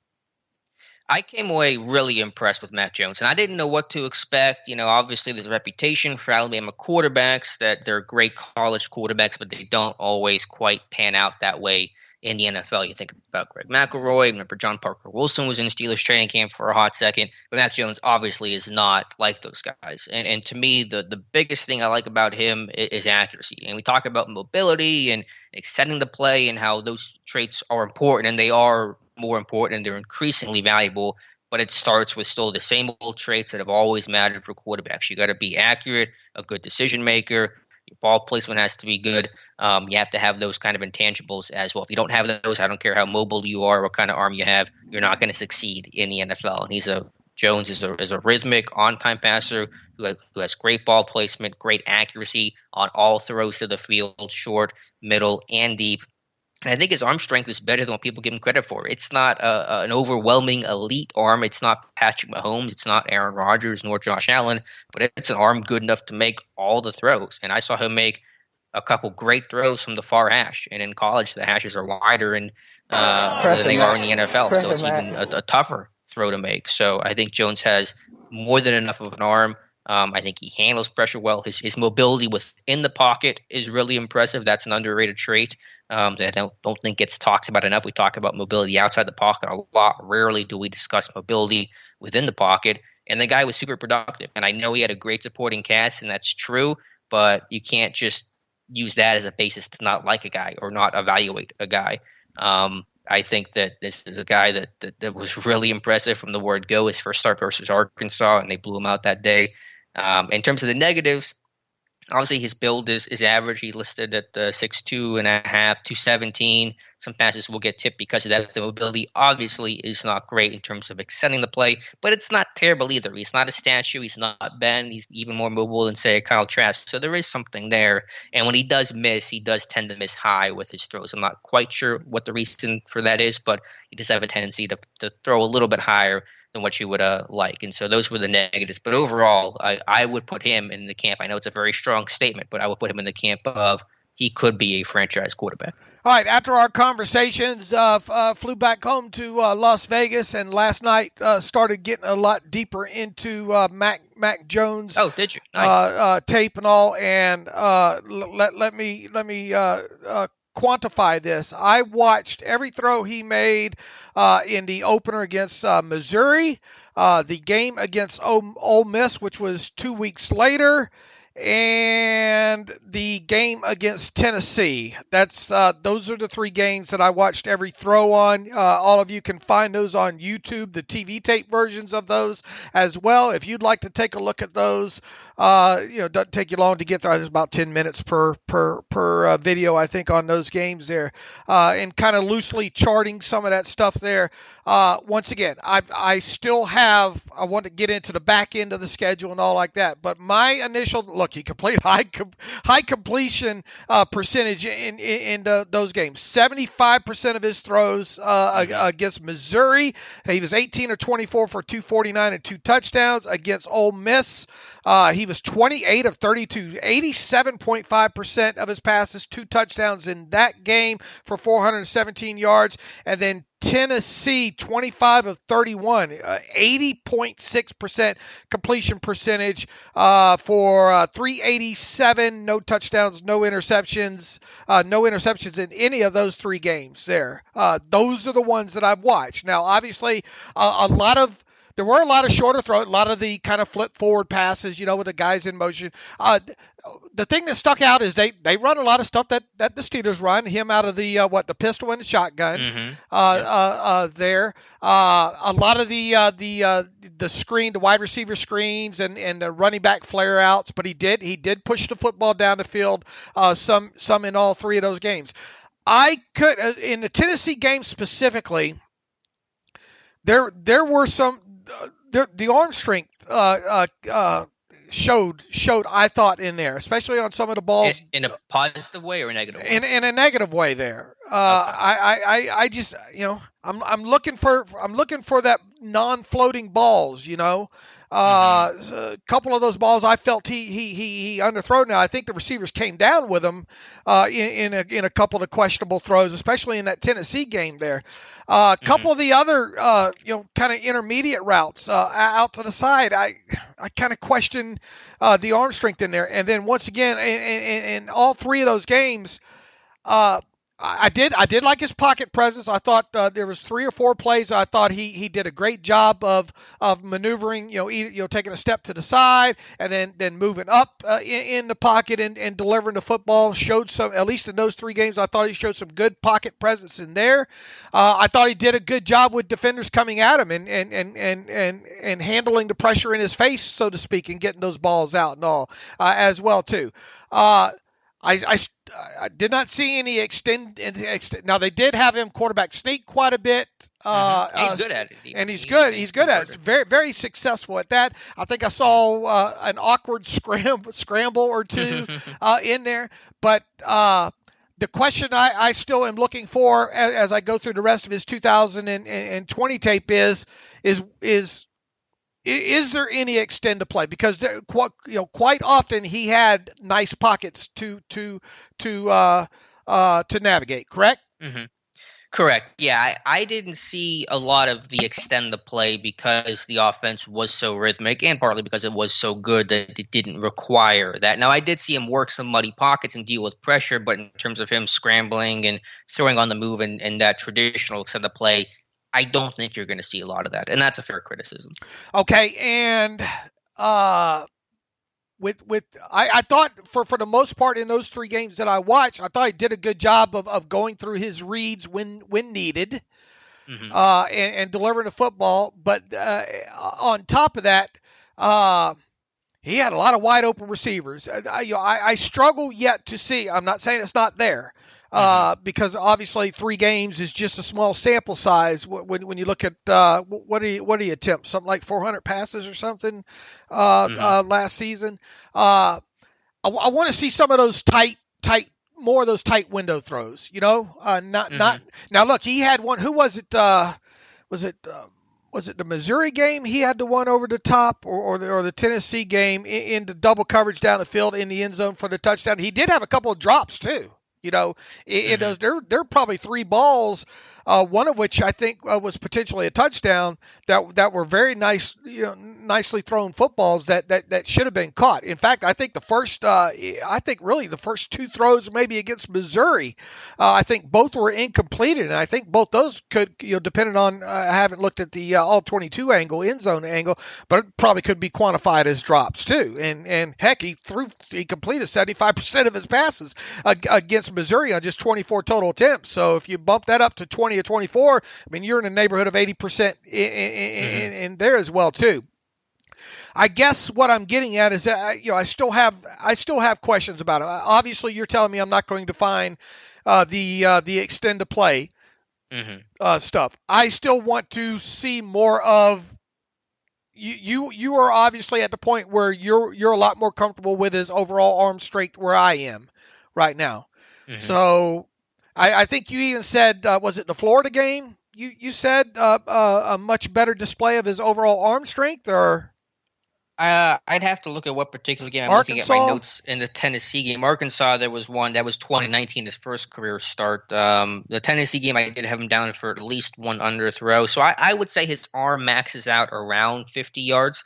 So again, it's not a cannon. It's not elite. But I've seen him throw on the money a go ball from the far hash, and that might be the most difficult throw a quarterback has to make, that and the far hash out route. And I've seen him make both of those throws. And so I don't think the arm is going to limit you in what you can call or comfortably call in any form or fashion. And I'll just put it out, from a statistical standpoint. Mac Jones led college football last year in completion percentage at 77.5%, and he was tied number one in college football in yards per attempt at 11.5. So whenever you have the highest completion rate and tied for the highest yards per attempt in terms of pushing the football down the field, that's a pretty special combination. Usually it's one or the other. Your completion rate is high, your yards per attempt is low. Look at Ben this past year. Or your yards per attempt is high and your completion rate is low. Now, granted, again, a lot of talent to throw to. Helps when you're throwing to a Heisman Trophy winner and Devonta Smith, and when you're throwing to Jalen Water, another good player, you have a great offensive line and things like that. I understand that. But it's not often you get the best of both worlds when you have the yards per attempt and an incredibly high completion percentage. How do you view his velocity? That's hard to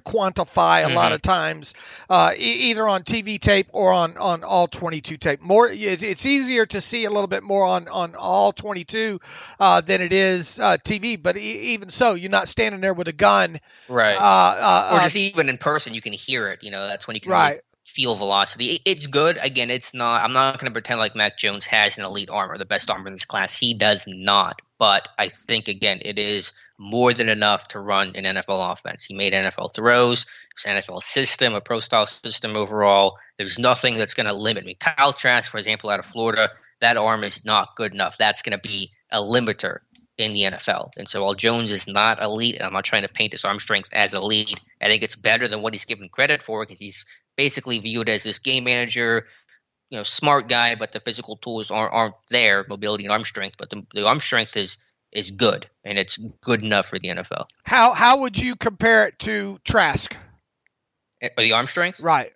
Much better. A tier above. Again, Trask, the arm strength is going to be a limiter. It's an issue. It's going to hamstring your offense, what you can call. Jones, I don't see that problem. Now, in our conversations up until this point, for last 365 days or whatnot, we've talked about how important it is to be able to push the football down the field with arm strength and the ability to extend plays with quarterbacks in today's NFL. How concerned are you about those two traits when it comes to Mac Jones? But the arm strength, I'm really not. And don't take my word for it. I wrote an article yesterday with comments from June Jones in particular, the longtime coach, spread systems. They threw the ball a ton with him over at SMU. He said June Jones has Mac Jones as his number one quarterback in this entire class. I don't know if I would even go that far, but he has him above everybody, including Trevor Lawrence, and said that Mac Jones is the best deep ball thrower he's graded in his coaching career of 25, 30 plus years. And he pointed to his accuracy, I think, at 55% on deep balls, which was just the best number he's ever come up with. So don't take my word for it. Take what June Jones has to say, because he's coached a lot of quarterbacks in his day, and he considers Mac Jones to be the best deep ball thrower he's ever watched. Is there any reason for him to be linked to Mac Jones? Is there something that I missed? Aside from the last name, I don't think they're related in any way. So Okay. I'd have to look. I don't think there's any actual connection in terms of like them being related or working together or something with Saban. I'd have to look though. Okay. Once again, those are things I hope to make it through maybe another 3 games by the time we talk again on Wednesday. I'm not downplaying. It's Sure. just those are things that I feel that I'm looking for moving forward. Into today's NFL franchise quarterback, if you will. I get that. And the first game I watched of Mac Jones was a Tennessee game, and I went there. I went, the arm, I don't know, it was a couple underthrows, and it didn't seem, But then I watched more, and you sat there and watched him make some really impressive throws downfield.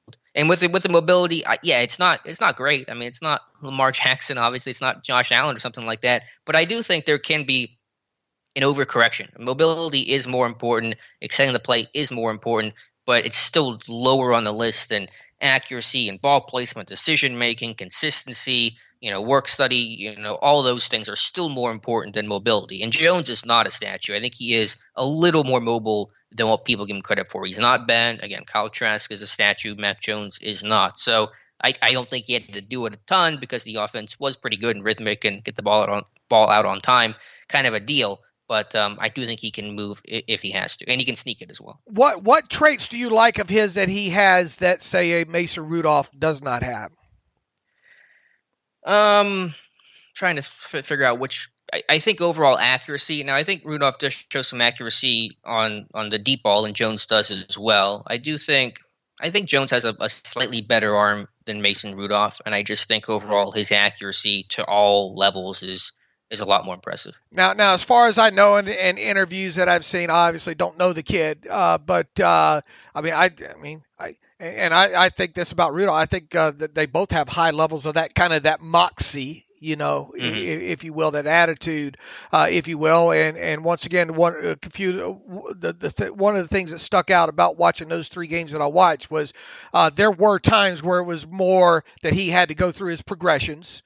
And 9 times out of 10, made some right decisions. I think there were like 2 instances where maybe he should have been picked off some interceptable balls, but I don't think was in there. But I did like the way that it seemed like he worked through his progressions and those kind of things there. So the other thing, I should have led this with the difference is I think Jones deals with pressure a whole lot better than Rudolph. Rudolph's biggest issue is pocket presence and wilting under pressure, and I think Jones handles that really well. I can definitely see. I think the Drew Brees kind of comparison is what people are putting on him, labeling him right now. I see no reason not to think that. Through the 3 games that I've watched. So that is a pretty heavy. That's a Hall of Famer you're comparing. Right. And I mentioned Brees' name. I think to me his ceiling is Drew Brees. I think maybe the floor, and this is kind of the slightly come to earth comparison, was Andy Dalton. I know Steeler fans will turn up their nose because Andy Dalton and the Bengals, but Dalton's a good quarterback, and he would have been a better quarterback if the Bengals weren't such a bad team for so many years. But I think Andy Dalton is a good comparison, and maybe where Jones' floor is at. And I think another thing that stuck out to me is the kind of offense that Alabama ran, at least last year, with the motions and all like that. And you could kind of, from what we know or think that we know about Matt Canton and what he might try to accomplish, you could kind of see him fitting into that, what Matt Canada might want to try to do, at least early with him. Sure, absolutely. I think he could fit into the offense fine. And so, you'll have to watch him more. We'll have to have that conversation. Then I need to watch more of Trey Lance because I didn't do the write-up, the profile on Lance. I believe Wes did that for the site. So regardless, even if you hate both those guys, you have to watch those 2 because those are the 2 most realistic day 1 options to become Pittsburgh Steelers. So you would think, at least on a loose kind of hierarchy right now, Mac Jones would be like number 4, right? Yeah, I think most people would. Well, it'd be a battle between Lance and Jones for number 4 conventionally. Now, where would I put him? I haven't studied the top 3 because I know they're going to be gone. But I may put Jones above Zach Wilson or Justin Fields because I know I like Mac Jones a whole lot. But I think most people would probably put Jones at number 4 or number 5 right behind Trey Lance. Okay. All right. Well, we got to, I'll watch more of him, and you're gonna move on a little bit more to Trey Lance, I guess. Yeah, I need to. And by the way, for whatever it's worth, this is, I think, Albert Bree reporting it at the Senior Bowl or somewhere. Some team asked Devonta Smith who was the better quarterback, Tua or Mac Jones, and the report is that Smith said Mac Jones, and he was very definitive about that, for whatever it's worth. Okay. And yeah, so a lot of people talking up Alabama's Mac Jones. All right, Dave, what do we have left in the show here? We talked about the salary cap. We talked about, obviously, Kevin Colbert. Going through my notes. Anything else you want to cover? That was all I had on my list. Yeah, I think that's a good jumping off point. What do you think? Yeah, I think that's good. So you want to get us some reader emails and close out today's show and see All what right. emails trickled in throughout this past week? All right, let's see here. Let's see if I can find a starting point here. This one from Bryce. Love both Jeremiah Owusu and Zavon Collins. When pick number 24 rolls around, if they are the two highest rated players on the board, do you go ahead and take either of them and solidify that inside linebacker for the next 8 to 10 years, or do you still go with offensive lineman as the highest position of need? Which inside linebacker would you take if you had to pick one, and why? I'm not where I can answer that question yet, to be honest with you. I've watched just a few highlights on Jeremiah. I've obviously watched more of Zavon Collins to this point because he's been included in a few of a few more of the mock drafts of the national media. I can't answer which one I like more yet. I have to watch a little bit more of both of them, and that's probably not going to happen for a little while longer because I'm more stuck on the offensive side of football right now because I feel the likelihood of the Steelers going offense in the first round is the more likely scenario, whether it be quarterback, running back, tackle, or even maybe center. So I'm not there on that. How about you? Yeah, I don't think I'm there either.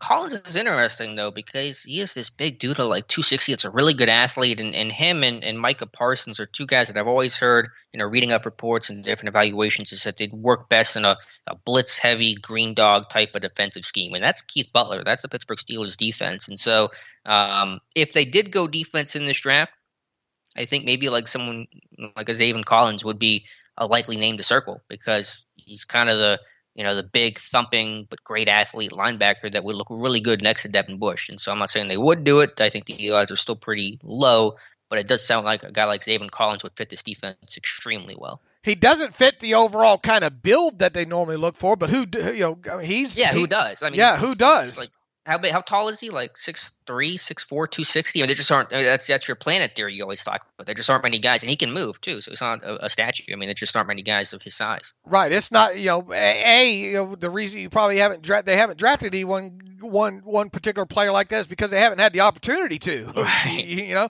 What happens if the Edmonds kid, the other Edmonds kid, had slipped down to him? Because they were at that pro day. Obviously.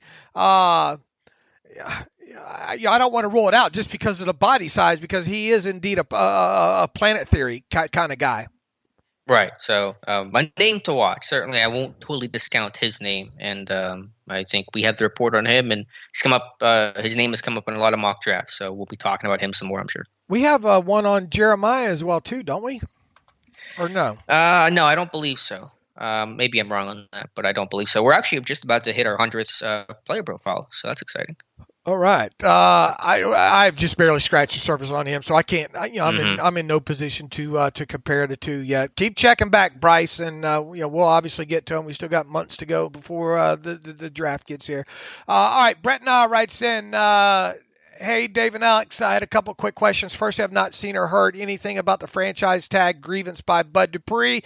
I have not heard anything on that either, Bryce. I don't. We'll have to see what kind of adjustments maybe come along on the salary cap closer to the date here of March 17th to see if there's any adjustments. I kind of think that maybe we would have heard the outcome of that by now.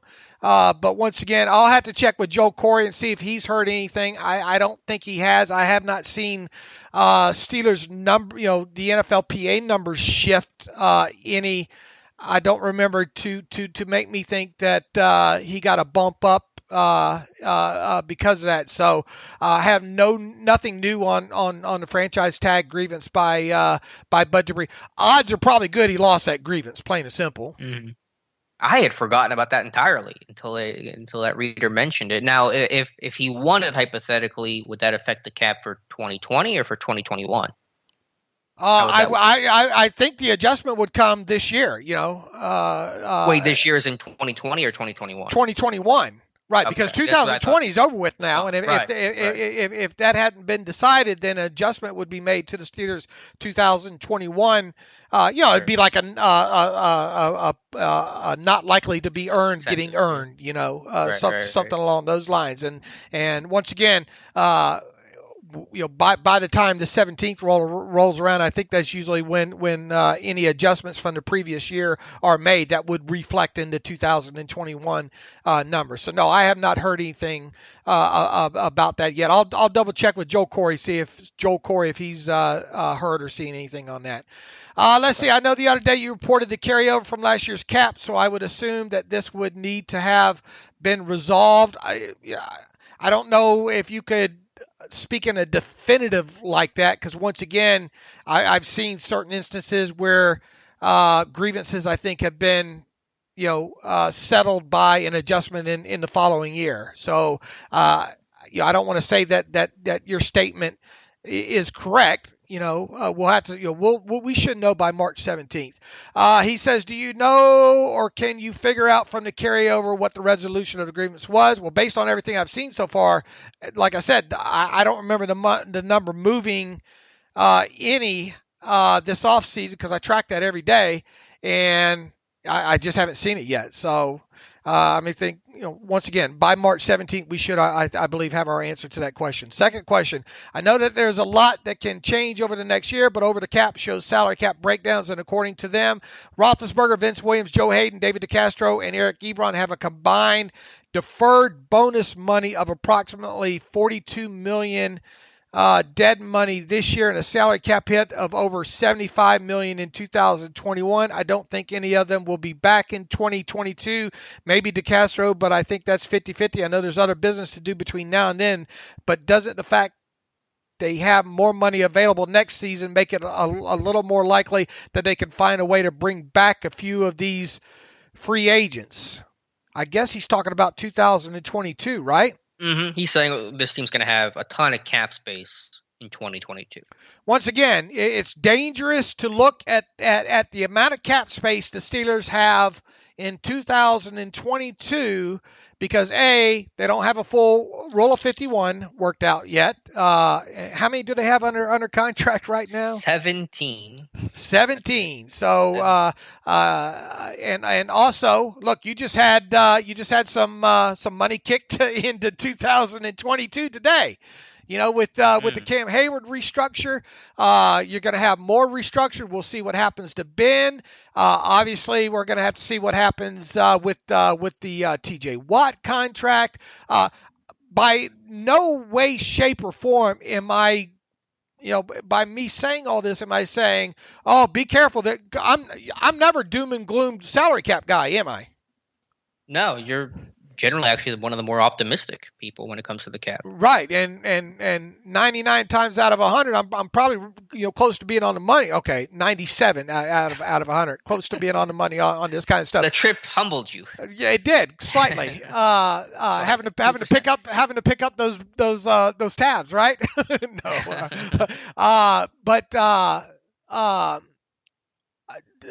I just caution in just looking at that large gap because there's still a lot of work to be done, right? I mean, you still have a draft class that's going to add, second year, their second year cap hits, 2021 draft class, has got to play into that. Once again, what is the TJ Watt second year cap number going to be? We don't even know how to, we think we know how the contract's going to be loosely going to be structured for the most part, but are they going to have to do something to help maybe, in other words, are they going to have to structure things a little bit different and have a huge second year number in this thing? And by second year, I'm meaning 2022, to help maybe potentially lower his 2021 number, which right now is a little over 10 million based on, on the 5th year option there. There's so many unknowns, and you're going to start, what's going to happen with Ben here? Because, and will they get into a situation where, he has a placeholder salary in 2022, let's say 25 million, for example. Obviously we don't think he's going to play in 2022, but that has to go into an account as well too. There, don't take this the wrong way, but I just think it's kind of foolish to look ahead that far down the line right now, especially when you only have not even 20 players under contract right now, and there's still restructures and a lot of other things that are going to take place. Look, grand scheme of things, if they don't have the franchise quarterback on the roster in 2022, and if they figure out a way maybe to do a Drew Brees situation with Roethlisberger that helps them even lighten stretch the dead money out in not only 2022 but 2023 as well too. Well, obviously your cap situation is going to look a lot better. What's going to happen with Steven Nelson? What's going to happen with David DeCastro in these next couple of weeks? Is that going to be added cap charges into 2022? See, there's so many variables right now that I don't even dare speculate out that far because how things can change alone in the next 4 weeks. Come talk to me after March 17th. And more specifically, come talk to me after the TJ Watt deal gets done, which we would think. There's nothing that says the Steelers can't get TJ Watt done early in the offseason, especially if it results in his cap number dropping down some, But history tells you that normally guys in TJ Watt's situation, those kind of deals get done later in the summer, right? Yeah, usually they're sitting in a dorm room signing that contract. Right, they're getting done right as training camp starts. And also we have fifth year option amounts, for guys like Edmonds and Minkah Fitzpatrick. Yeah, right. Those are things. To the question, I think having that cap space in theory would help sign those free agents now because it's less of a concern. But for all the reasons that Dave mentioned, plus you still have to tackle getting through 2021 and how you make that work contractually. It's still not going to make it easy. So I understand what the readers is asking here, but I don't think it's as clean cut and clear as it may be made out to be. I'll leave you with this loose foot in my mouth kind of speculation here, and that's the fact that the Steelers cap situation will be a lot more manageable a year from now than it is right now. Just a low bar to clear. I really went out on a limb there, didn't I? Yeah. I was just thinking, by the way, when you said earlier about picking up the tab, that you almost took my arm off out of Sheets when I was reaching for my Sheets card to scan it. I just was laughing at that. And you still managed to sneak a smoothie or something by me and all I got a lunch in once. I was able to pay for one lunch at least. But how was your Sheets coffee, by the way? How would you rate it? Boy, we could have another whole podcast about Sheets, couldn't we? You pass like 50 every time you drive somewhere. I mean, we were there a lot over the trip. I think you can attest to my love of coffee, can you not?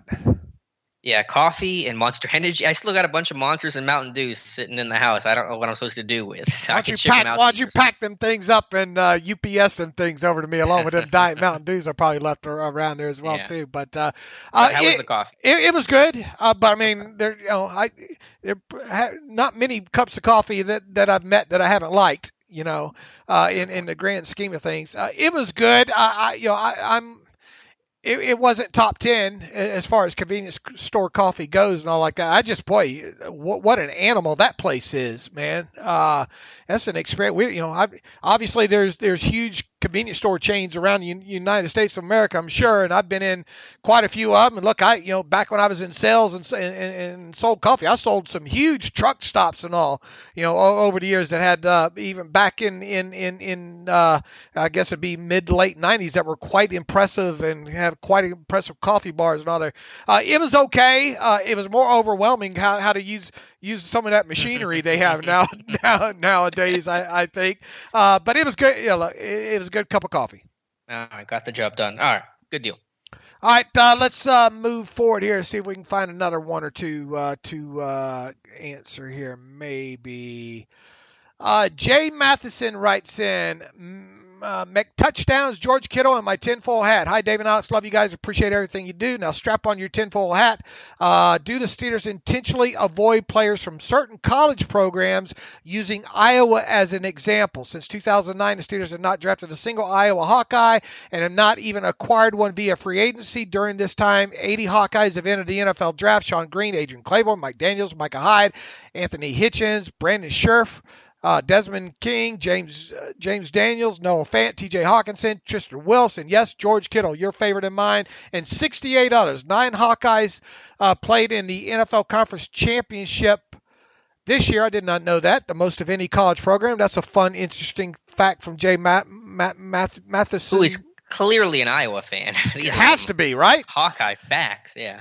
He says, I know Iowa doesn't win national championships or produce a lot of Hall of Famers, but they put quality guys in the NFL every year, more than Toledo, Akron, Maryland, etc. Do they intentionally overlook certain schools like Iowa due to geographical focus, lack of scouting resources, coaching and ownership preferences, perception of NFL readiness, or otherwise? And based on this, do the Steelers miss the boat on some good talent? Would they draft even better if they cast a bigger net? Also, no touchdowns in 2020.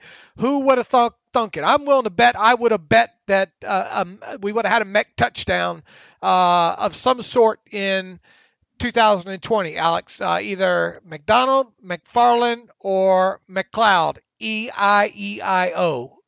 To the question, I don't think there's any correlation there, maybe occasionally based on a certain coach or a school or a scheme that maybe makes it less attractive for whatever reason. But I think it's just chance and luck. By the way, who was the last Iowa player drafted by the Steelers? I looked this up. I think maybe I would have guessed it otherwise, but I just had the draft page pulled up. Oh, wow. I'll give you a hint. It was 2008, and that's why he's qualifying. No Iowa players drafted by the Steelers since 2009. Iowa draft pick. Man, I'm drawing. Hold on here. I'm drawing a blank. All right. Mike Humpel, linebacker, had that neck injury, ended his career.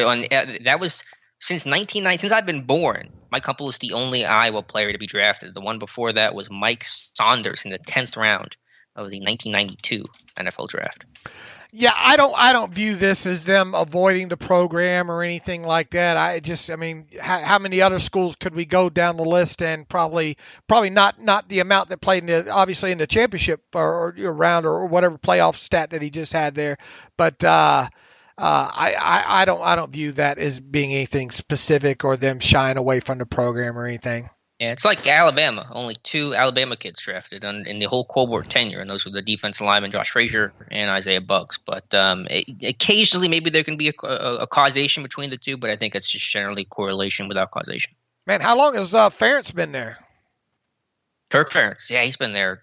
Oh, God, when did he start? I mean, this guy, the reader, probably know right now yelling at us. Let me look it up. He's been there forever. Let's see, his first year with Iowa. Let's see, it was 1999. Wow. Yeah, I mean, I would think they have wasn't Ferentz at one time linked to the Steelers as possible something? Do you remember that? I'm looking at his Wikipedia bio. He was the Pitt graduate assistant in 1980, and before Iowa, he was with the Baltimore Ravens and the Cleveland Browns. There was a bit of rumblings back in the day. I'm trying to remember if there was some sort of rumblings linking him maybe as a potential, coach or something. Was that the replacement after Cowher? Was that? Maybe that was. Doesn't that sound sort of familiar there? I can look at it. Vaguely sounds. He was never interviewed. I don't think. Right? He was never interviewed. It was It was Grimm and Tomlin and Chan Gailey got an interview because Cowher recommended it. Did Kirk Ferentz ever get an interview? I'm on his Wikipedia page. It looks like there were rumors. I'm just reading off of Wikipedia, so take it for whatever it's worth. Following the 2006 season, rumors circulated that Ferentz may have been in consideration for the Pittsburgh Steelers head coaching job after Cowher stepped down. However, before Cowher's departure, Ferentz said, "I know that staff pretty well, and they've got some good guys in that building, but I'm not interested. I doubt they are either. I've got a great job right here." So I don't believe he was ever even interviewed, but you're right. There were some rumors and rumblings. All right. My memory strikes again. I remember there being some sort of rumblings about that. Good information, Jay. Appreciate the email. One last one. Matt Palmer writes in, quarterback traits. Greetings to the best in the biz. Well, thank you for that, Matt. When this team decides to find that next quarterback, I hope they look at what young quarterbacks need to be successful today. Look at what Jalen Hurts was able to do as a second-round pick. You must be able to escape and make plays off script. It also helps the run game tremendously if you have the threat to pull the ball on these zone reads and get 4 to 5 yards. Mac Jones seems to be very limited in some of the things he can do, and I sure hope we don't go that direction. A.J. McCarron and Greg McElroy look pretty good playing for that juggernaut too. Looking at realistic options. For me, it is Trey Lance or punt.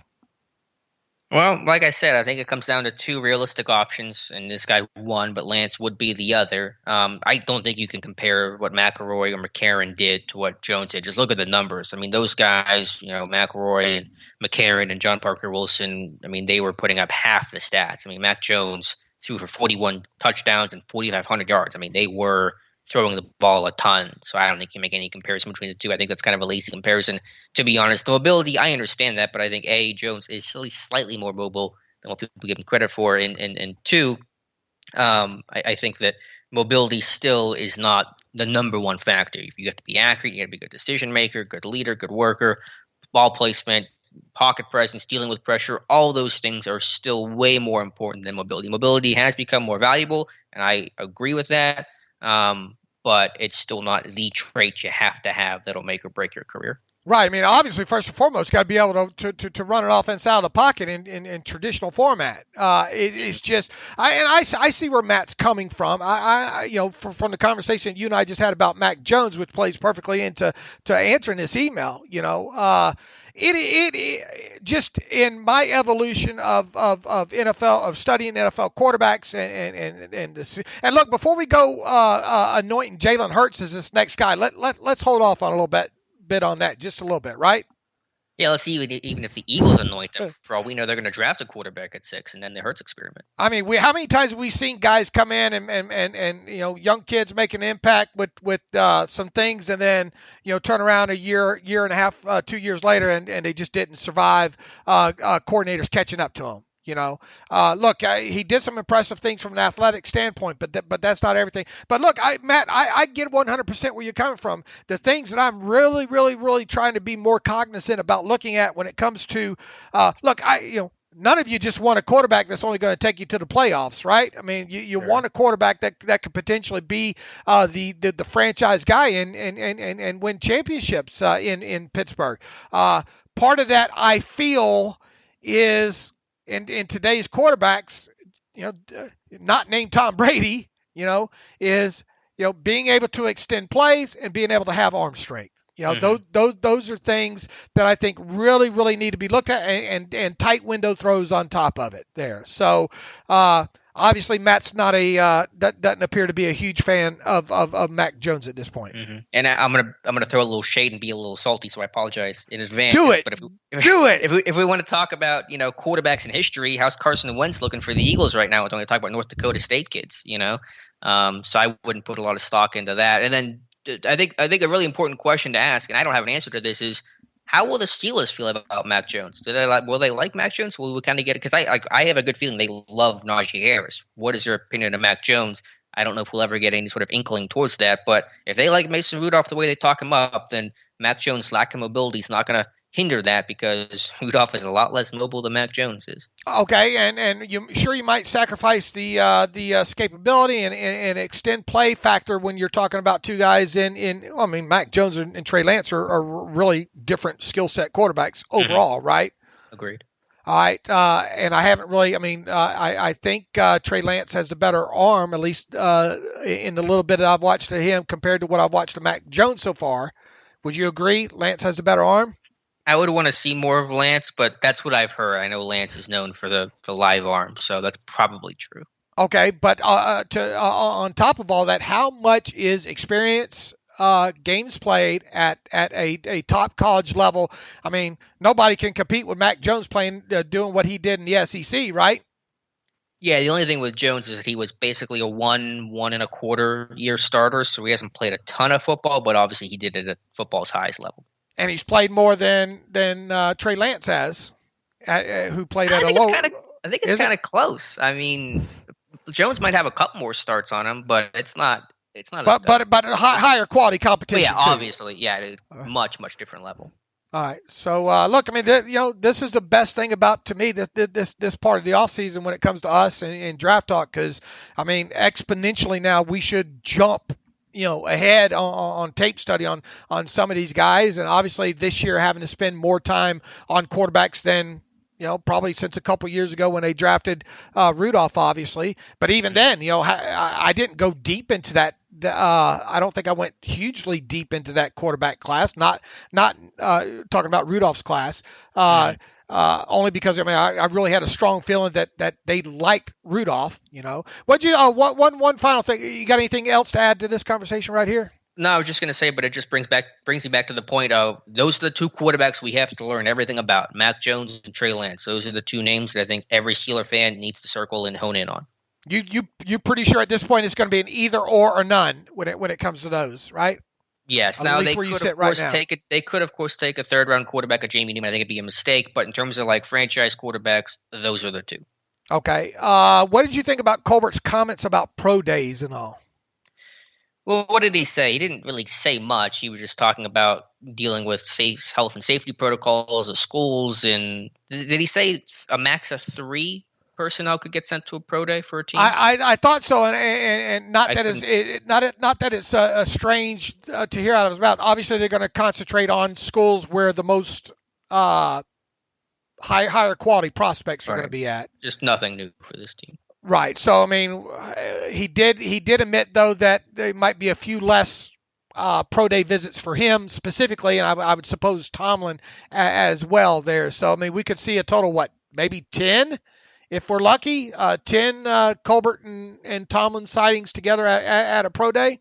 Maybe. Might be even less. I mean, again, it's going to vary state by state because aren't there some states where if they're coming from Florida, for example, and going to another state, there are some states where you have to quarantine. So I don't even know how some of those rules are going to work. So we'll see. I mean, what pro days are going to start here in a couple of weeks, and we'll just keep our eye out on who shows up where. Oh, Lord, I got to start delving into those kind of law and write about those. I'm going to leave that for you and Matthew to write.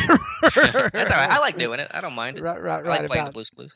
All right. Is that a good stopping point there? I think we probably didn't get caught up as much as people, but we had some breaking news in today. We talked. We went fully over what Kevin Colbert had to say, and talked about some draftable quarterbacks and all. So I think that's as good a place as any. We'll get back after it again. We'll see. We're going to play it by ear the rest of the week. See if there's enough on Wednesday to maybe for Alex and I to talk about. Probably will be. We'll probably stick with Wednesday and Friday this week. We'll obviously see how the next couple of days go. Don't be surprised if we don't have a podcast on Wednesday. But as things look right now, I think we will. Definitely we'll have one on Friday, and then possibly next week, barring we'll see how the news cycle works out there.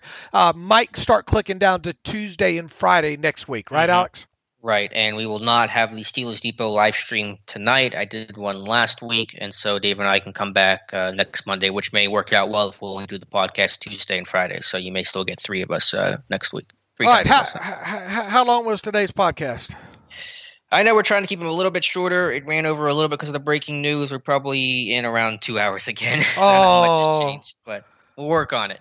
All right, we're efforting. All right, so in the meantime, you can follow me on Twitter at Steelers Depot. Follow Alex on Twitter at Alex_Kozora. Follow the show at Terrible Podcast. Email the show, theterriblepodcast@gmail.com. If you like what we do and you want to donate to the cause, go to SteelersDepot.com, hit the donate button, upright navigational bar, if you will. Also, if you like an ad-free version of SteelersDepot.com, go to SteelersDepot.com, hit the ad-free button, upright navigational bar. And for $25 for one calendar year, you can have an ad-free version of the site, which several people have taken us up on already. So with that, until maybe Friday, as always, thanks for listening to the Terrible Podcast with Dave and Alex.